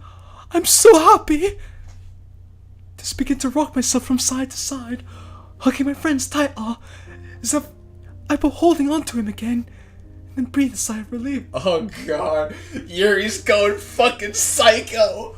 Oh god, I was not ready for this, Mr. Zara. Yuri's going psycho. MC's dating a psycho. Ah, I really can't wait to see him tomorrow. Oh, the muffled sound makes my phone sit in my bag. Placing my friends near my pillow and getting it to retrieve my phone from my bag, I turn on to see. It's him! Hey, are you still feeling alright after today? Oh, look at that. Still looking after me. He's so cute. I can't help but beam as I lay on the floor, stomach down, and text my response to him. Nobody was ready for this. Thankfully, no definition of insanity needed. No, Lance, no. No, Lance. But I'm sitting here like, oh god, Yuri's a psychopath. God. I was... Like, you kind of saw hints of this. You kind of saw hints of it, cause how Yuri got so attached so quickly. But then you really started to see something wasn't right when he kissed her boo-boos to make it better, and she was like, oh. And you're like, oh, Yuri, you good, fam? No, she's not good. Hello, Avant-Garde. What did you miss? Well, Yuri's becoming a psychopath. I like to say that this is the mod that exit music Yuri deserved. Huh. You know what, Mr. Zara? Now that you put it that way, I feel like this could be an extension of that universe, right? Like I feel like this could be that same Yuri, but in a different setting. Like if that Yuri got to be with the MC, I feel like this is I feel like I'm getting those kind of vibes now that you said that. Also, welcome back, Wyatt. Would you stick your in crazy? Personally, I don't think I would. No matter how good the coochie is, the crazy that comes with it. It can range from either keying your car to stalking you endlessly and making your life a living hell. I don't think that's worth it. Oh, yes, I'm much better now. Thanks again for everything. Send. I can now playfully kick both my feet in the air and giggle to myself while staring at my phone screen. I think I can feel my heartbeat increase a little bit with anticipation of what he has to say next. Yeah, that's a good way to put it. This mod shows Act 2 Yuri's gentle side. Well, I hope it stays gentle, but you should know you wrote this mod, so... becoming a little bit difficult to keep my breathing in check, but I'm doing okay.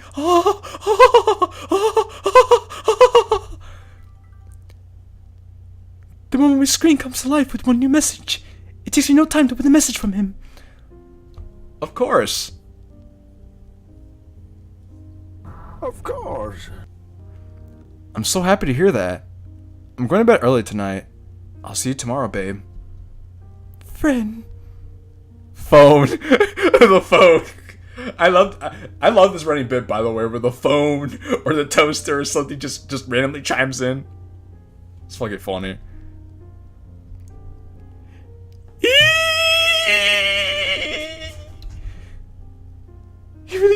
He really called me that. I can't believe it. The adrenaline rush in me is real as I roll my back and respond to his text. See you tomorrow, darling. There. Bringing my phone close to my chest and hugging it. The idea of going to bed early as well doesn't seem too bad. Maybe I could go to sleep and dream about him. This means I get to see him sooner. At the same time, I still have dinner to prepare. I still have dinner and preparing for tomorrow to do. My mind continues to run freely as I stare blankly at the ceiling, still unsure of what to do. Maybe some fresh air will help me think more clearly. Picking myself up from the floor, I walk over to my bedroom window, open it, and take in the fresh air while staring at the starry night sky, letting my mind wander yet again. 911, yeah, my girlfriend is crazy. Please put her in a mental hospital. Dang, pig, I see how it is. The cool breeze of the night makes you shiver a little bit, but it's not too bad. Thoughts of killing, today's events, and what you just sent me are seemingly never-ending. It's a never-ending story. As I lay my elbow on the window frame, rest my head on my hand, I think I'm starting to get glassy-eyed by remembering part of a song from my childhood. And even though I know how very far apart we are, it helps to think we might be wishing on the same bright star. And when the night wind starts to sing a lonesome lullaby, it helps to think we're singing underneath the same big sky. I have to admit, does that as nutty as this is actually kind of sweet. Chapter 9. Brick by Brick. Are you watching the Disney Channel? When you wish upon a star, it doesn't matter where you are. Not gonna lie, this has probably been one of the slowest school days I've seen in a while. Having to point out the individual clock ticks every second is not fun. Okay, Zara, what's next? Are we gonna have an army of cicadas invading us? There are some times today where I had to try my dangest to keep myself awake due to how boring today was. That was strange, because I got enough sleep last night. I hate when that happens when you get enough sleep and you know you're not sleepy, but you go to do something you know you have to do, and then you still feel sleepy. Clock ticking like a Rafati. Oh wait, you made that joke. Fuck. Well, you know what? We were all thinking the same thing. We're all thinking the same thing. Okay, that shows we're all on the same page. When's MC gonna ride a bike with Yuri? That's a good question, Big. I'm sure we'll cross that bridge when we get there. Overall, today was perfectly normal today. Although something tells me we might be getting a chance to ride the bike soon. If you know what I mean. Me and Yuri walked to school like usual. Wallace didn't say a word to us. Jason was nowhere to be found, probably due to his injuries, which I don't feel guilty about. Fuck that guy. And the two of us had lunch together in the classroom. She wanted some cuddle time today, to which I happily obliged. Damn, son. That was such a good time. I can't help but put a dumb smile on my face at the thought. When's MC gonna ride a bike with Yuri, but without the bike?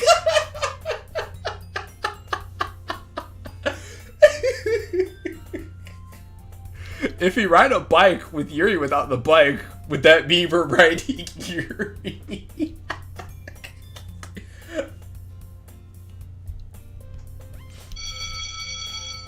As the bell rings. Finally! I thought this day would never end. Lifting my head up from my desk with eyes slightly drowsy, I slowly pack up my stuff as everyone else makes their way out before I do. And then get up to leave. I got my stuff done for today. Thank goodness I don't have to worry about that later. Your laptop was sick. Yeah, I liked your new laptop, Big. Pretty cute. So you're able to search stuff on it pretty quickly. Nice little laptop you got there, man. There's this weird anticipating feeling while walking there, mainly about what Monica wants to talk about with us. As I make it to the top of the stairs, I continue on my way to the club, staring blankly at the ground, focusing on nothing in general. Something tells you we're going to get a new club member. I do feel a little bad that I may have ruined her plans, but what happened with Yuri is more important. I mean, heck yeah, you got to have cuddle time with your girlfriend. Shit. Oh no. Is she gonna be angry with us? No, it would have to be super important for her to start yelling at us. You know, Mrs. A, you know what this reminds me of? This reminds me of Exit Music Monica. Not EMR Monica. OG-EM Monica. Now wait, what about my book? Is Yuri gonna give that back to me, or is she still gonna hold on to that? Oh no, nigga, you lost that book. My laptop's cool as well. It plays Left 4 Dead and dies after 5 minutes. Aw, oh, dang. That sucks, man. Yeah, she might want to reread it or something. Kilin! Oh no! God! Not the Kubrick stare. Anything but the Kubrick stare. My head immediately bolts upward at the voice I just heard. Huh? Yuri? As she flashes one of the cutest smiles I've ever seen, she walks completely past the club door, slightly quickens her pace, and brings both arms outward. Once I figured out exactly what's going on, I smile back to her and catch up as she impacts into me. Her hugs are as warm as they always are, and her grip on me makes me all the happier. I guess it's just a big relief to see her act this way compared to what happened yesterday. Oh god, she's gone full here's Johnny. Yandere synthesis. Instead of Baka synthesis, it's Yandere synthesis. I missed you a little bit. I missed you a little bit. Okay, that I was not expecting. It's only been 2.5 hours. Speaking of which, Yuri never really acted this way when I first met her. I'm not complaining. You should maybe start complaining. Yuri's being a little weird right now. Why would Yuri make a good stormtrooper? No matter where you're at, she'll miss you. There you go, John G. That's all I gotta say to that. Oh! I know how to get back at her. How to get back at her? What do you have to get back at her for? Once we Oh.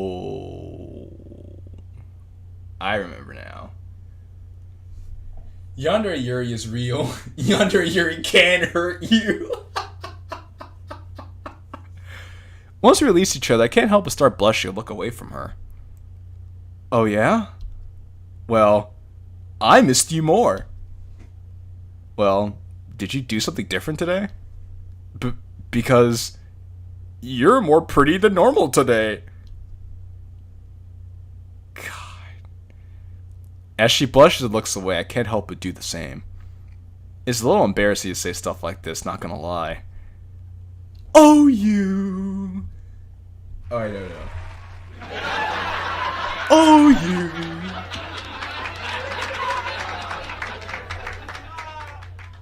Also, hello, Finn. Glad you could join us, man. You're just in time to see Yuri become down horrendous. Ready to head to the club. As I look over her way again, I reapproach her, grab her hand, and our fingers mesh. Of course. Of course. You know what? As awkward as that was, it at least felt like an honest attempt at flirting. You know what? You're right. It was a very honest attempt at flirting. For awkward dialogue, it felt real. Well, Mr. Sarah, you're getting compliments for your writing. I hope that makes you feel something. And with that, the two of us happily make our way to the club, even if it's a really short walk. But you know what? I want to see what this Yuri's gonna be like if she meets another bully again. I feel like this Yuri will fuck somebody up now. After opening the door for Yuri, we both walk in the club hand in hand. We don't care if anybody sees us now. Take a look shows everyone here except for Natsuki.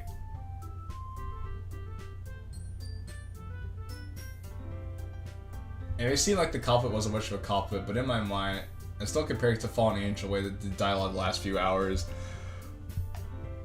Well, see, at the last few hours of Fallen Angel, I don't think. God, that was unlike anything else I've ever seen. That the last few hours of Fallen Angel, that deserves to be in a category in itself entirely. Huh. I wonder where she ran off to. Actually, now that I think about it, this is my first time being back in the club after the festival. And her room looks like it's back to normal, as it's supposed to. Once I notice Monica getting up from her desk and walking towards the two of us, our hands return to each other, and my happiness ever so slowly diminishes at what she has to say. Welcome back, you two. I can already tell her tone of voice isn't as cheerful as it used to. Yeah, it also helps that this Moz MC is zero edge. That's true. Yeah. You must not have played Amor Fati.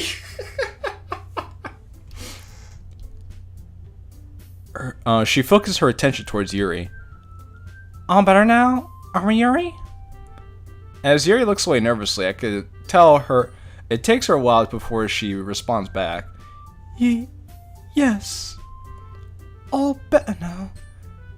Mind if I ask what happened? I kind of want to butt in and answer that for her, but I'm curious now.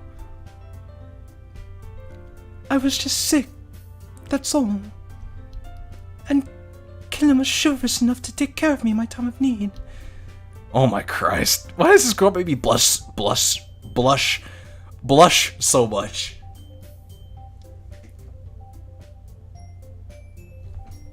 Please play the OG Yuri out for Purple Season as a one-time stream thing.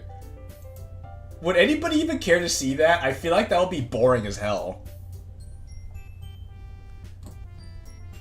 Like, actually. I know what you're talking about. I'm just saying, like, would anybody even care for that? We all know how vanilla DDLC went. I mean, I know it's just a thought, but still, I'm just like, well... I mean, she's technically right now. Though, there is something else I will do to end Purple Season. Was that directed at me? Because even though I haven't played through Amor Fati, I do remember how pretentious this dialogue is, and I raise you a counterpoint. KGK! we can admit both KGK and Amor Fati are two of the edgiest DDLC mods out there. I don't think... And then KGK is pretentious. Amor Fati is pretentious and edgy. And Fallen Angel is just edgy. But don't worry, we're gonna have a banger to end Purple Season. I'm gonna end Purple Season the right way. After seeing a small smile creep onto Yuri's face, Monica looks over my way, which caused me to panic a little bit inside, and looks away as she'll see how red my face is, then back to Yuri. Conclusion, Yuri mod's bad. Damn fit. Are you sure about that? Oh, I could be any more sure.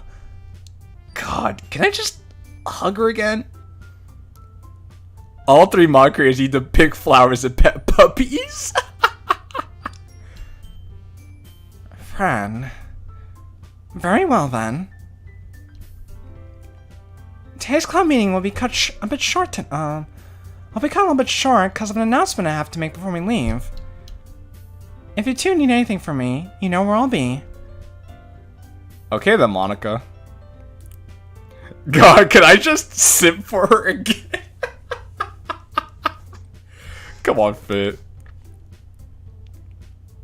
People just get Yuri's personality wrong. That's why I barely play / watch them no more. You know what, Big? Me and Fit had a conversation about this many moons ago. About how writing for Yuri is different for any other DDLC character. With that, she turns on her heel and walks back to wherever she was before. As I'm indirectly staring at whatever's in front of me, I could feel my hand being messed around with. Good old Yuri. Being broken out of my trance, I look over to Yuri, who looks like a light bulb just went off in her head. I'll have to admit though, we have gotten some bangers out of these Yuri mods. What could she be thinking of? Hey, Killin. Go ahead and get all desk all set up for us, and get my book all ready. I'll be in the restroom real quick. Uh-oh. Oh. Well, okay, I guess that works too. Oh no. Wait! A wee bit of excitement runs through me. Ooh! We're gonna start reading your book? Yuri happily nods. Mm-hmm. I figured it's about time. Gotcha. I'll stay here then. With that, she smiles warmly at me and turns around to leave the club room. You're gonna go with slices of bread? That's what I'm saying, Lance. Yesterday's Fallen Angel stream will definitely hold a place in my heart. You know, that Fallen Angel stream will go down in infamy. I feel like that stream's gonna be a certified hood classic in the near future. Let's see, Natsuki mods do that too. However, at least some mods do it right. Monica is barely, and Sayori gets it the best. Well, Big, don't worry. I'm working on a Natsuki mod. I hope it'll make you proud. Once she's out of sight, I turn around as well, walk over to her desk, and try not to make too much noise as I bring another desk close to hers. The moment I saw the Far Cry 3 reference in the call, I mentally checked. I checked out a long time ago. I checked out way before that. I just had to embrace the insanity for what it was worth. Which, by the way, if you guys haven't seen my last Fallen Angel stream, go check it out. You're doing yourself a disservice if you don't check out that last Fallen Angel stream. Once that's done, I take a seat at my desk, but my attention is then drawn to the sound of the door opening and Natsuki entering the room. Where's my Natsuki? Once she's inside, she walks over to where Monica's at and starts chatting with her. Alright, Finn. Maybe I shouldn't mess with her today, considering how she was yesterday. Also, Big, I will make you proud. You just wait and see, my guy. I've never seen a group of people just naturally break down while playing a bot. Until that. Well, Fit, you were there. You were part of the insanity. Time to drown them out. Once I look away from the two of them, I set my backpack on the desk and look around for my book and pull it out. It's been a while since I last touched this, so I have to blow some dust off it. I'm mentally broke. You know, I can't wait to give Frith that stream to make highlights out of. God, he's gonna have a field day with that. As I hold it in my hand, a dark shade of purple on the cover draws me in as I stare at the purple screen in the middle and the royal-esque font. An unlikely hero. I still can't believe I never heard of this before. A small flash of pink gets caught in my peripheral vision, which causes me to set the book down and see Natsuki walking past me to get to the closet. I can't help but look away from her out of nervousness. Is she still upset about yesterday? Probably. I thought I did okay with handling everything yesterday. No, don't mind Natsuki, she's just being a bitch. Enough of that for now. Let's take a quick look before she gets here. A small smile appears at the thought of what I'm gonna do next. Flipping the book around on his backside, I open the book up backwards until I'm at the very last page, find a suitable spot to start reading near the very end of the story. Why would you do that? Oh, we have reading to do now. Shall we dance? He asked me, his voice still as tender and innocent as when I first met him. I will love nothing more. As I slowly approach him, I feel much more warm and comfortable as I place my hand in his. My other arm rests on his shoulder as he gently caresses me with his other arm. The night is still young, and so are we. It's peaceful, both inside our castle and around the world now.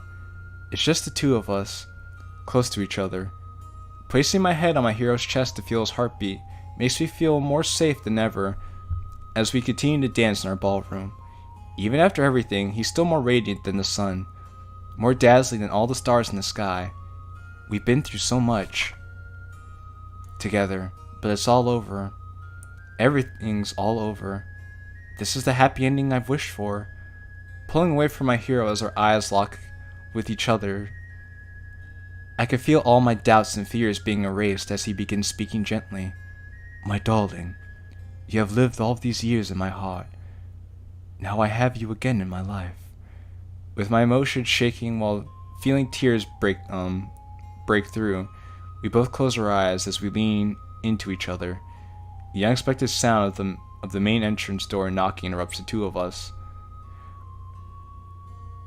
Mr. Zara, why is this just a retelling of what happened during the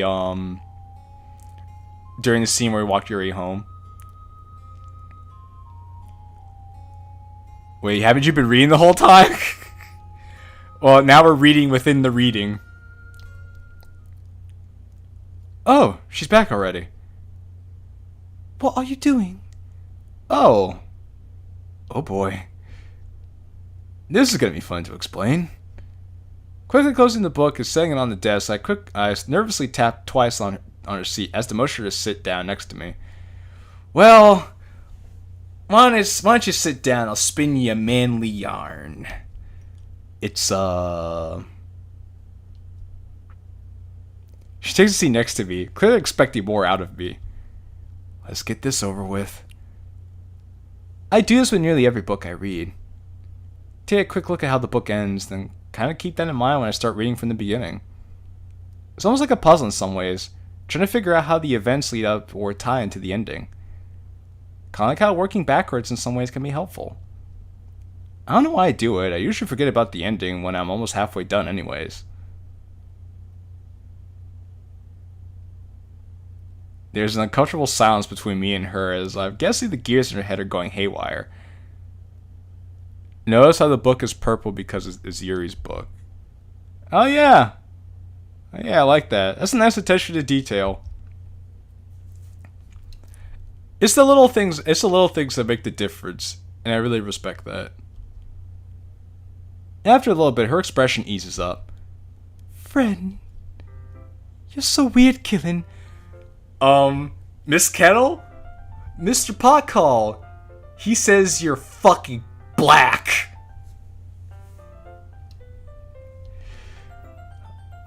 All the feelings of guilt and tension seem to dissipate after hearing her say that. I still can't put on a smile though, as I feel like I should keep on talking. Sorry if I made you upset. And she went, oh, my dear sweet Killin, I can never stay mad at you. I guess it's alright, Killin. She takes the book away from me and opens the front cover, taking her respective side. How about we start reading now? You know what, Mr. Zara? I'll give you credit for this. You haven't been as predictable as Fallen Angel is. I can usually predict everything that happens with Fallen Angel because of how predictable it is. But you know what here? You've been keeping me guessing at certain points of time. So, props to you for knowing how writing works. Wait, don't shoot, she's not black. Wow, Lance. Oh, now I want yes to be again. What happened to putting her in a mental hospital? She was bad for a second. Now she's probably thinking about having sex. Though I am too, but that's not the point. Also, welcome back, Finn. I think I'm pretty okay not being predictable. Well, I would agree. I take a hold of my side of the book.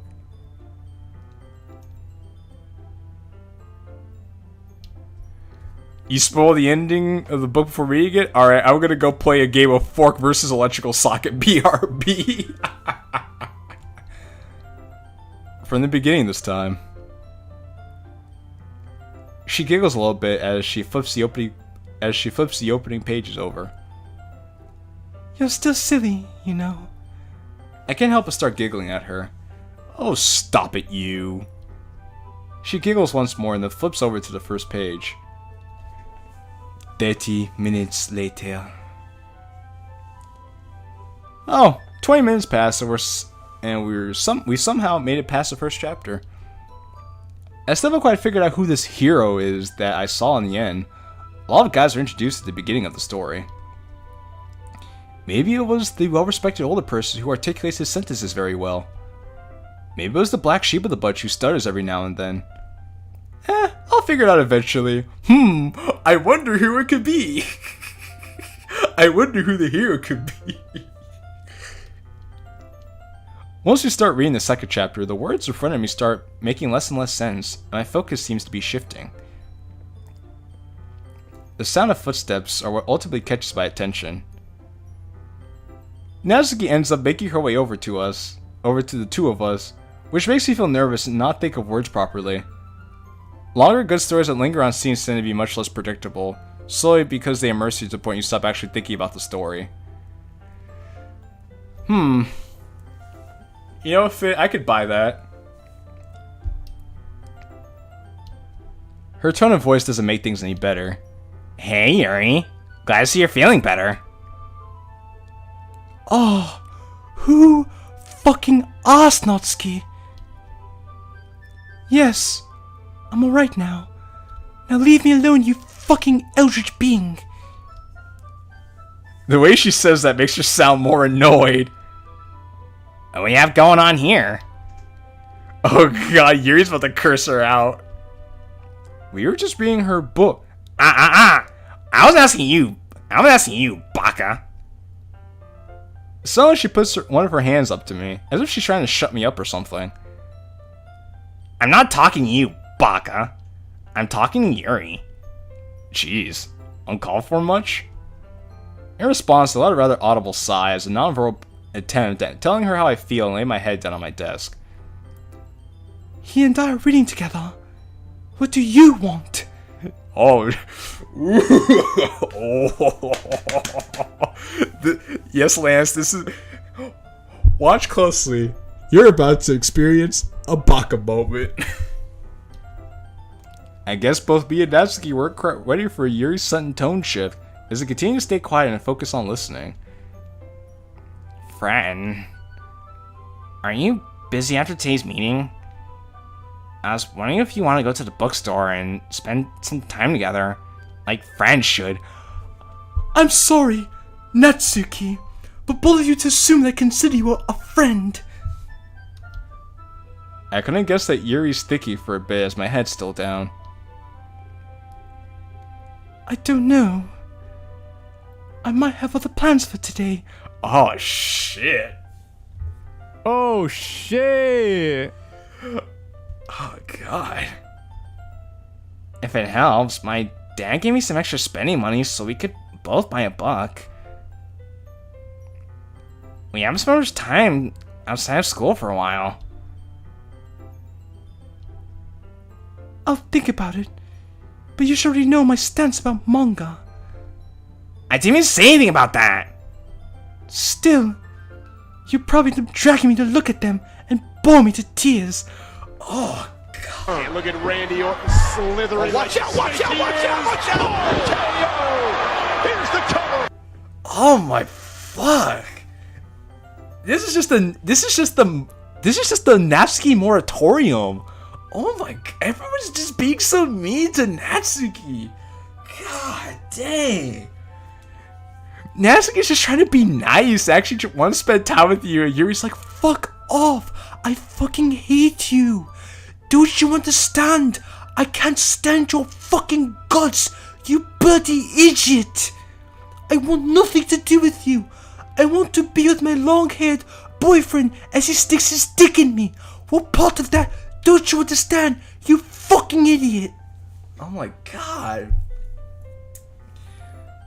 Is he not as bitchy or everyone's a bitch to her? Nobody could win. And you know what, Fit? We're no better. We did both. We managed to make both that a complete bitch and everyone a bitch to her. We're no better.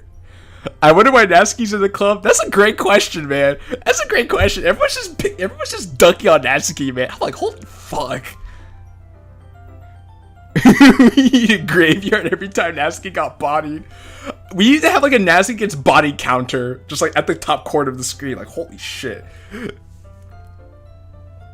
You don't know that. Look, I'll contact you if you want to go. But now, just get out of my sight. Just go. Go read that trash this you call manga.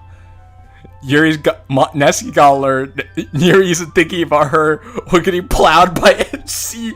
That's what I'm saying, Tag. That's what I'm saying.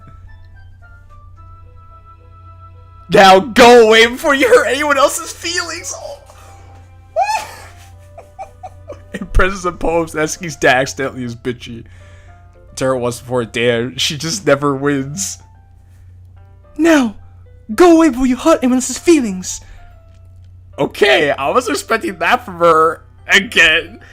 We're just like, Oh shit! Oh my god! Another one.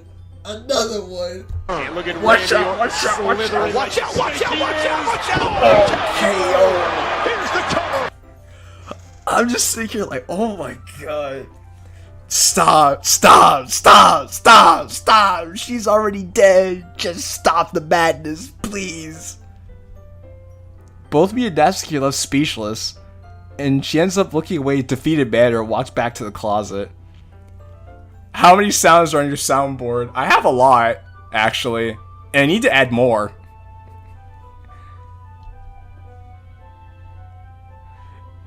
Yuri looks back to the side of her book, still with her annoyed face, to which I take a hold of her free hand, and now my voice shows some concern. Hey, you alright? Her grip on my hand becomes more tight as she takes a deep breath. Yes, dear. I'll be fine. Gonna tell that you're live so they know. Oh, well, thank you, Big. I appreciate that. A smirk appears on my face, seemingly out of nowhere. Joke's on her.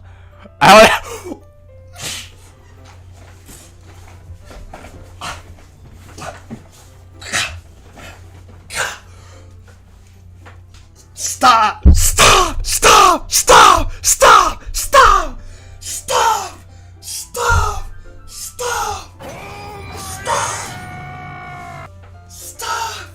She's already dead! Stop! She's already dead! Just fucking stop! Stop the madness, please! Holy shit! Stop the madness! I love a good roast every now and again, but shit, Zara, you burnt Natsuki beyond. You reduced Natsuki to cinders. You reduced her to atoms. Holy between you guys in the chat and Yuri, there is no tangible trace of Natsuki left for this mortal world. Holy shit. Joke's on her. I don't have a number saved in my phone. The both of us giggle when she said, MC, you're no better, you little cunt.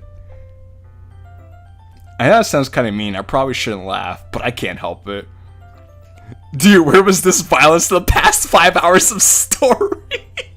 Yuri's evolved, Fit. That's why I said in the stream, new girlfriend, who dis? Literally, new girlfriend, who dis? Holy shit.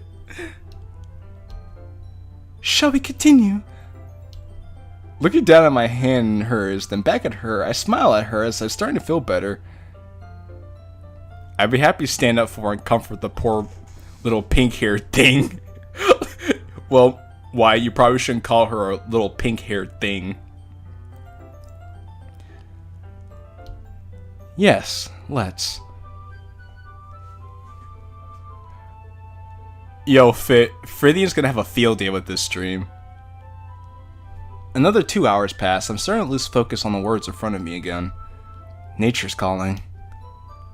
Setting down my end of the book, much to Yuri's dismay, I look over to her, release my hands from her as I tug on her right sleeve.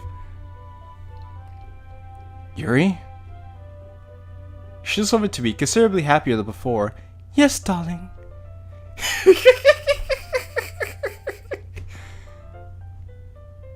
Did you say 2 hours instead of 15 minutes? I don't know. Everyone's been bodying Natsuki for like the longest while, so I like it when she calls me that. Nature's calling. Okay, Yuri, open up. It's time for your drink.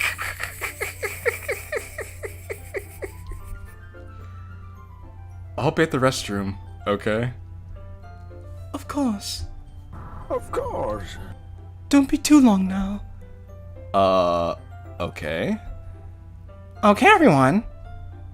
Oh god, not now! My attention's drawn to Monica. I really don't want to interrupt her. Why does this have to happen now? I've got an announcement for everyone, so gather around, please. And Yuri could not be... Yuri looks so pissed. She's like, I cannot be fucked to care.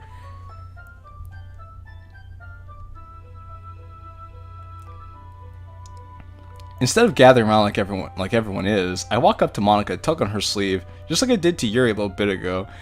You know, Mrs. Zero, I like how even though MC acts like an adult sometimes, he still acts like a kid. I find it kind of endearing in a way. Monica?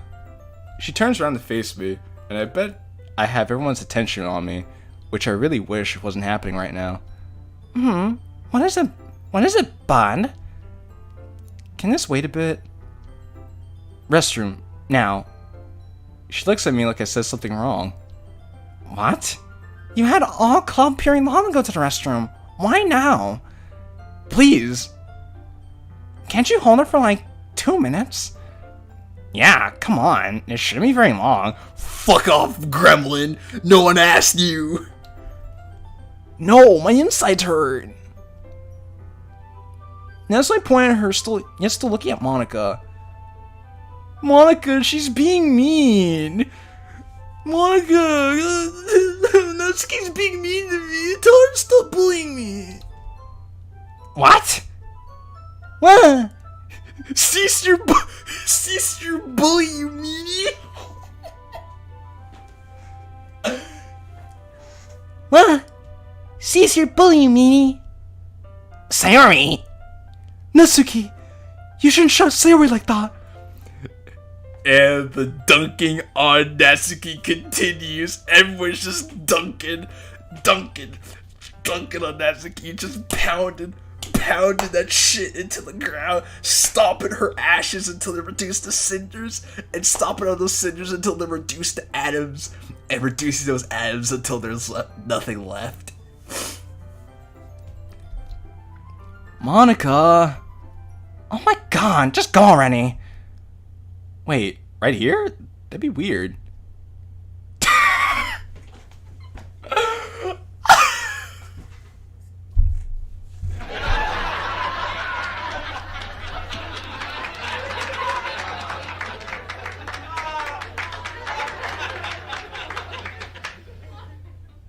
I fucking can't right now.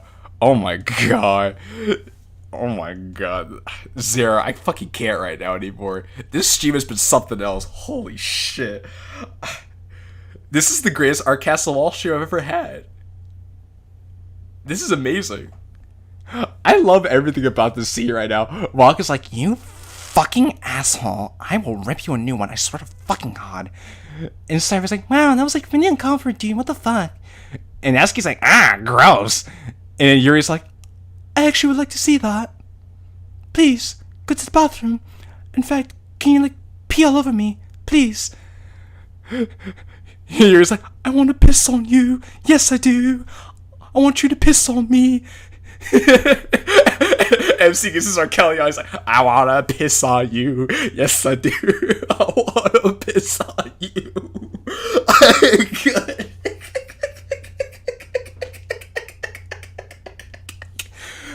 Bro, I'm listening to, I bet you are, Zara. Shit, I thought Fit was bad with his violence. Zara, you're actually a pretty violent guy. Holy hell. I feel like I'm playing a different mod now. Okay, yeah, this is weird. I leave the club room without another word. Wait, that's the fetish. I didn't want to learn it. No, Ion. I do not have a fetish. I do not have that fetish, Ion. Stop it. Stop it. Out into the hallway, I walk as fast as I can to the nearest bathroom, which, luckily for me, isn't too far away from here. Once I step in and enter, I immediately stop myself and pull back at who I just saw, hoping I didn't draw any attention. Don't tell me Wallace is in here. Yup, it's Wallace, and he's washing his hands right now. What's he doing here? How dare he be in the boys' bathroom? Oh, right. He's a principal's son. Does he always stay after school like this? Okay, I know he's not causing any trouble lately. I could probably just get away with using this bathroom. I'm not taking any chances of dealing with this douchebag. That's why I hear the sound of the water being turned off. Shit, he's leaving! Out! Now! Quietly stepping out of the bathroom, I turn around and practically run the opposite direction towards the stairs and make my way to the downstairs bathroom. I don't care that's out of the way. I'd rather do this than put up with him. Okay, that's done. Thank goodness. So naturally, he pisses on Wallace. Oh, you're approaching me? I can't piss on you without getting closer to you. Oh, then come as close as you like. I'm going, bro. Making my way up the stairs into the club room, I can't help but hope that Monica isn't too upset with me. You're really hoping.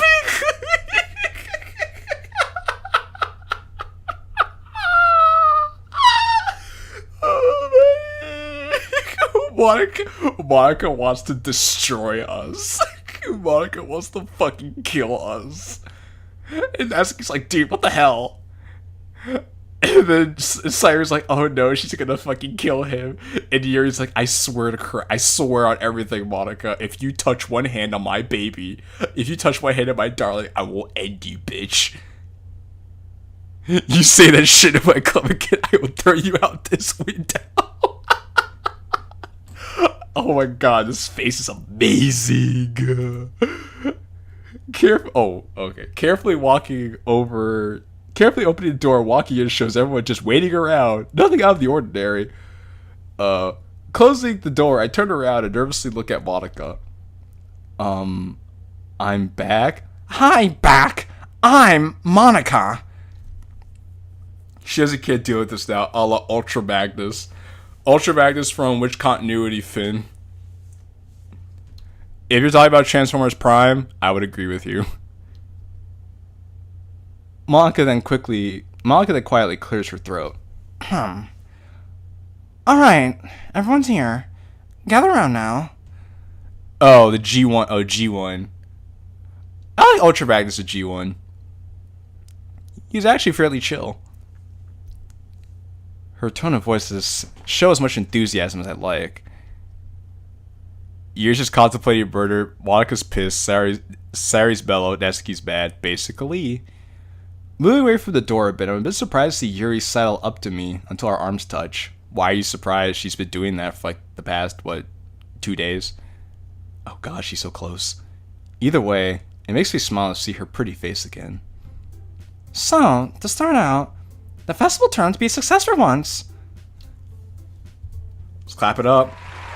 Clap it up.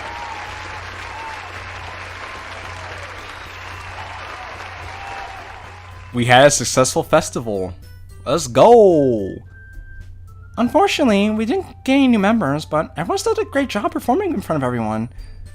I so badly want to breathe a sigh of relief about the whole no new members thing.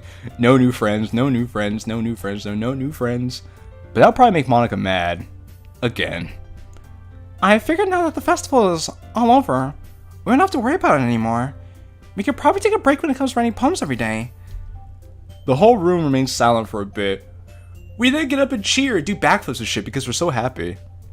I was about to question for once until I realized that this is their second time doing the whole festival thing, ain't it? Yes, it is. It's their second time doing the whole festival thing. Because they did the whole festival thing last year with Bass MC. Monica, what do you mean? I was thinking that once a week would be fine. Would every Thursday work for everyone? Everyone seems to agree with Monica all at the same time. What she proposes is something I can live with. Wait a minute. Sorry, your poem was so good. The poem I wrote for Yuri. Oh, thanks, Monica. I don't want to do this anymore.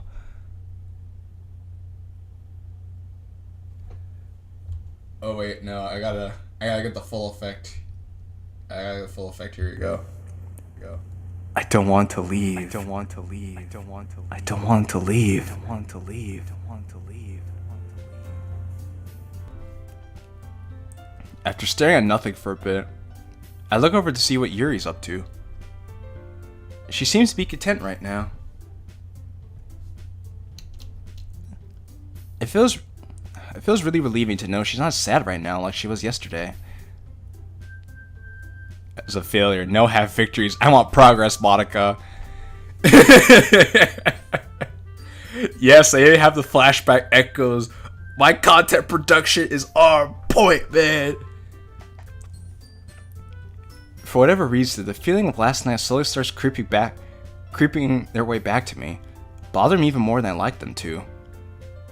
Me when women actually talk to me. I don't want to leave. I don't want to leave. I don't want to leave.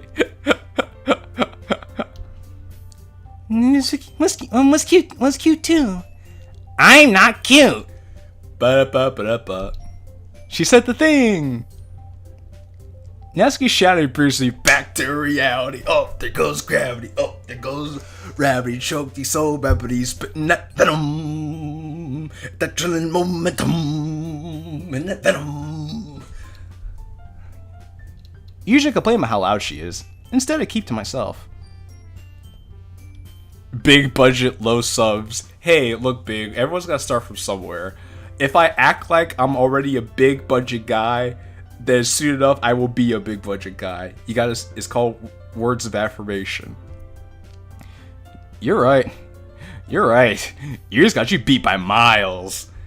Again, just twisting the knife in some more to the ashes.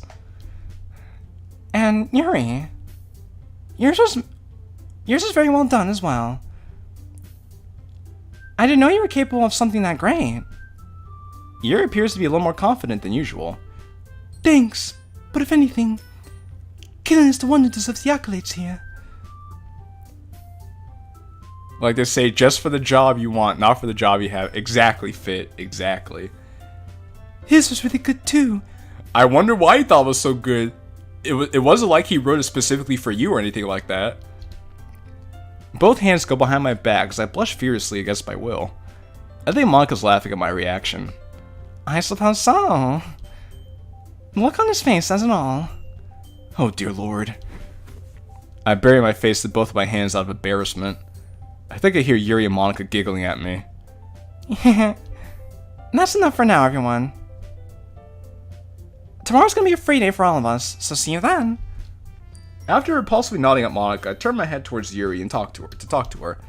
She does the same thing, but I don't quite have it in me to smile, as my feelings are slowly eating away at me. Ready to head out? Of course. Of course. With my backpack in tow and her bag in her hand, the both of us exit the club room and make our way to, I don't know whose house. Somebody's. We'll figure that out later. I got something a little more important to worry about.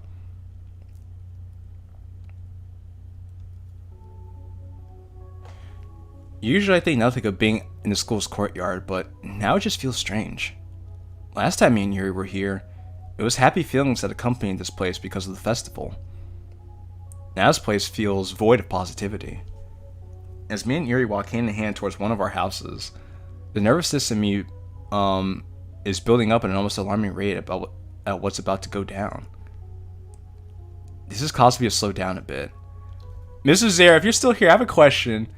Is anything noteworthy about to happen? Like, is there something that's about to happen that will want me to keep playing right now?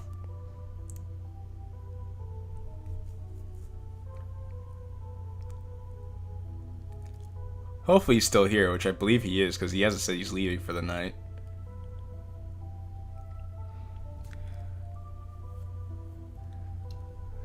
This caused me to want to slow down a bit. Yuri?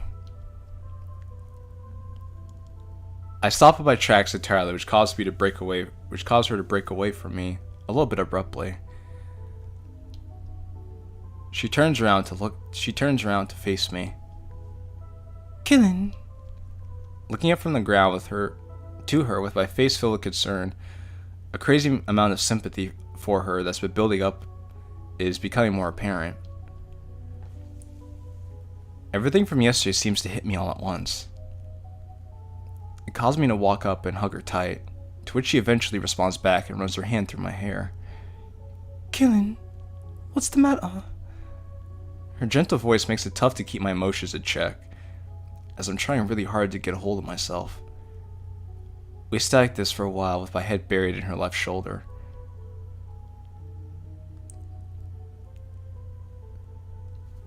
The next real plot point is about 2 scenes away. I think, okay.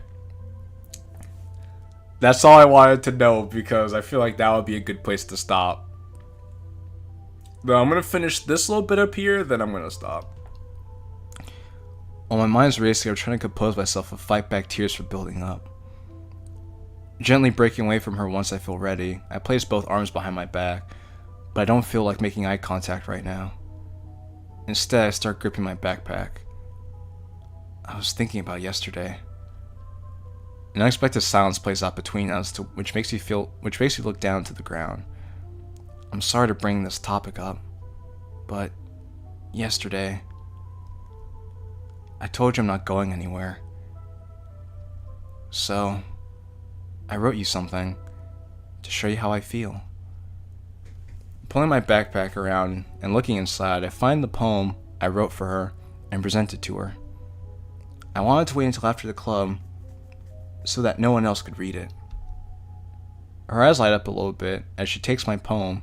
She probably wasn't expecting something like this. Our new perspective. Our castle walls and our new perspective. Never in this life would I ever fathom to come across a treasure laden in amber, the definition of beauty, the ardency of empathy, your violet veil and lavender scent. I'd be a fool to let you go. Our time together, every moment with you, truly unforgettable. Cherished dearly, a landscape of mystery, incongruent to the norm, the missing piece to the puzzle, as some would say. But not all good times will last. Crimson makes itself known in a way we wish it wasn't. The whirlwind of feelings that arise, curiosity, relief, guilt, regret. That which could tear apart our castle walls. What can I do when the threat is so obvious? It's not true love if I run away. She'll no longer be a princess. I may be scared, but we're in this together. With our strengths combined, with a set of new eyes. Let's not face our battles alone. We can rebuild our broken structure, brick by brick. I won't run and hide. I couldn't if I tried. I might not know what to do, but I do know we'll make it through. I've got that much faith in you. I like that we have... I see there are a couple references to other mods in there. So I pick it up what you're putting down, Mr. Zera, but you know what? I like this poem. And this is gonna get Yuri soaking wet, I could already tell. This feeling of anticipation about what she'll say is killing me inside. It's kinda hard to keep it at bay. Eventually she looks away from it and back to me. I guess it's time. Qilin, do you really mean all of this? While her reaction does bring me at ease a little bit, I still can't feel like my normal happy self. I do. Every word. She just stands there, looking at me for a bit, and looks back at the poem. Uh-oh, she's got the Kubrick stare. I love it. It amazes me that you write something like this for me. I wrote that poem when I was feeling really sad about the bikes you're seeing on YouTube. Oh, really?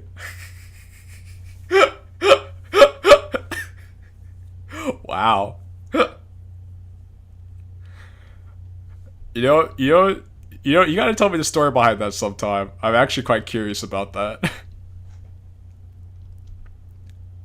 But the one for the festival was for you in some way. Oh well. I'll treasure this dearly. I want it to be a part of my everyday life. Oh no. Shin holds it close to her chest. Well, cool. Why don't you stick it on your fridge at home then? I'll do one better. I'll put it in my bra. I'll do it better yet. I'll cut a slit in my chest and put it into my heart so it's always next to my heart at all times. Everybody passes by the fridge at least one time a day, right? Fred, you let me keep it. Okay, that made me smile a bit. Yuri, you're so silly. Of course you can keep it. Of course. As she smiles back at me, another unexpected silence ensues. Tell you what, Qilin. Better yet, put it in my ass. Damn Finn, I see you, big dog. Oh, she's like, come over to my place tonight. Hell yeah, hell yeah. Yeah. All right, lads. We talked about building up our castle walls. So now we get to go in Yuri's castle walls. Let's get it. We're going to Yuri's castle walls. We'll finally have some dinner together. Just the two of us. A light bulb clicks on in my head, and then excitement flows through, followed by a dumb smile. I'd love to. It's going to be so much fun. The both of us, alone together, in my house, nobody to bother us. We get to finally see her armaments. Hey girl, what them armaments do? Ah, that sounded a little weird. I mean, she's not wrong. That sounded pretty damn terrifying. But also, being alone with a hot girl at her place? Nobody to bother us, though. Yeah. That means you won't get to see Natsuki, right? It looks like a light bulb clicked on in her head. Oh, that's right. We better get back to your place so you can get your stuff ready for everything. With her smile never leaving, she walks up to me with as our fingers mesh. Lead the way then. With that, we both start walking in the direction of her house, as I lay my head on her shoulder. For once, it kind of feels nice to be the shorter one. Oh hell. Oh hell. Oh hell. Well, lads, I think now is as good of a place as any to wrap up this installment of our Castle Walls. God. Oh shit, nigga. Oh shit, nigga. Oh shit. I'm so excited. Oh my god, this mod's taking a turn for the best. This is so worth. I'm not gonna lie. This is so worth it. Holy shit. Okay, so if you guys are hyped for this next installment, be sure to join your boy tomorrow. We're picking up where we left off. Or I guess today. I really can't wait to get back to this now. Now shit's getting interesting. So, I hope you guys had as much fun as I had because holy shit, man. This was a great conflict and proof stories. Could not be me. Well, guys, it's been real. It's been fun. It's your boy JQilin.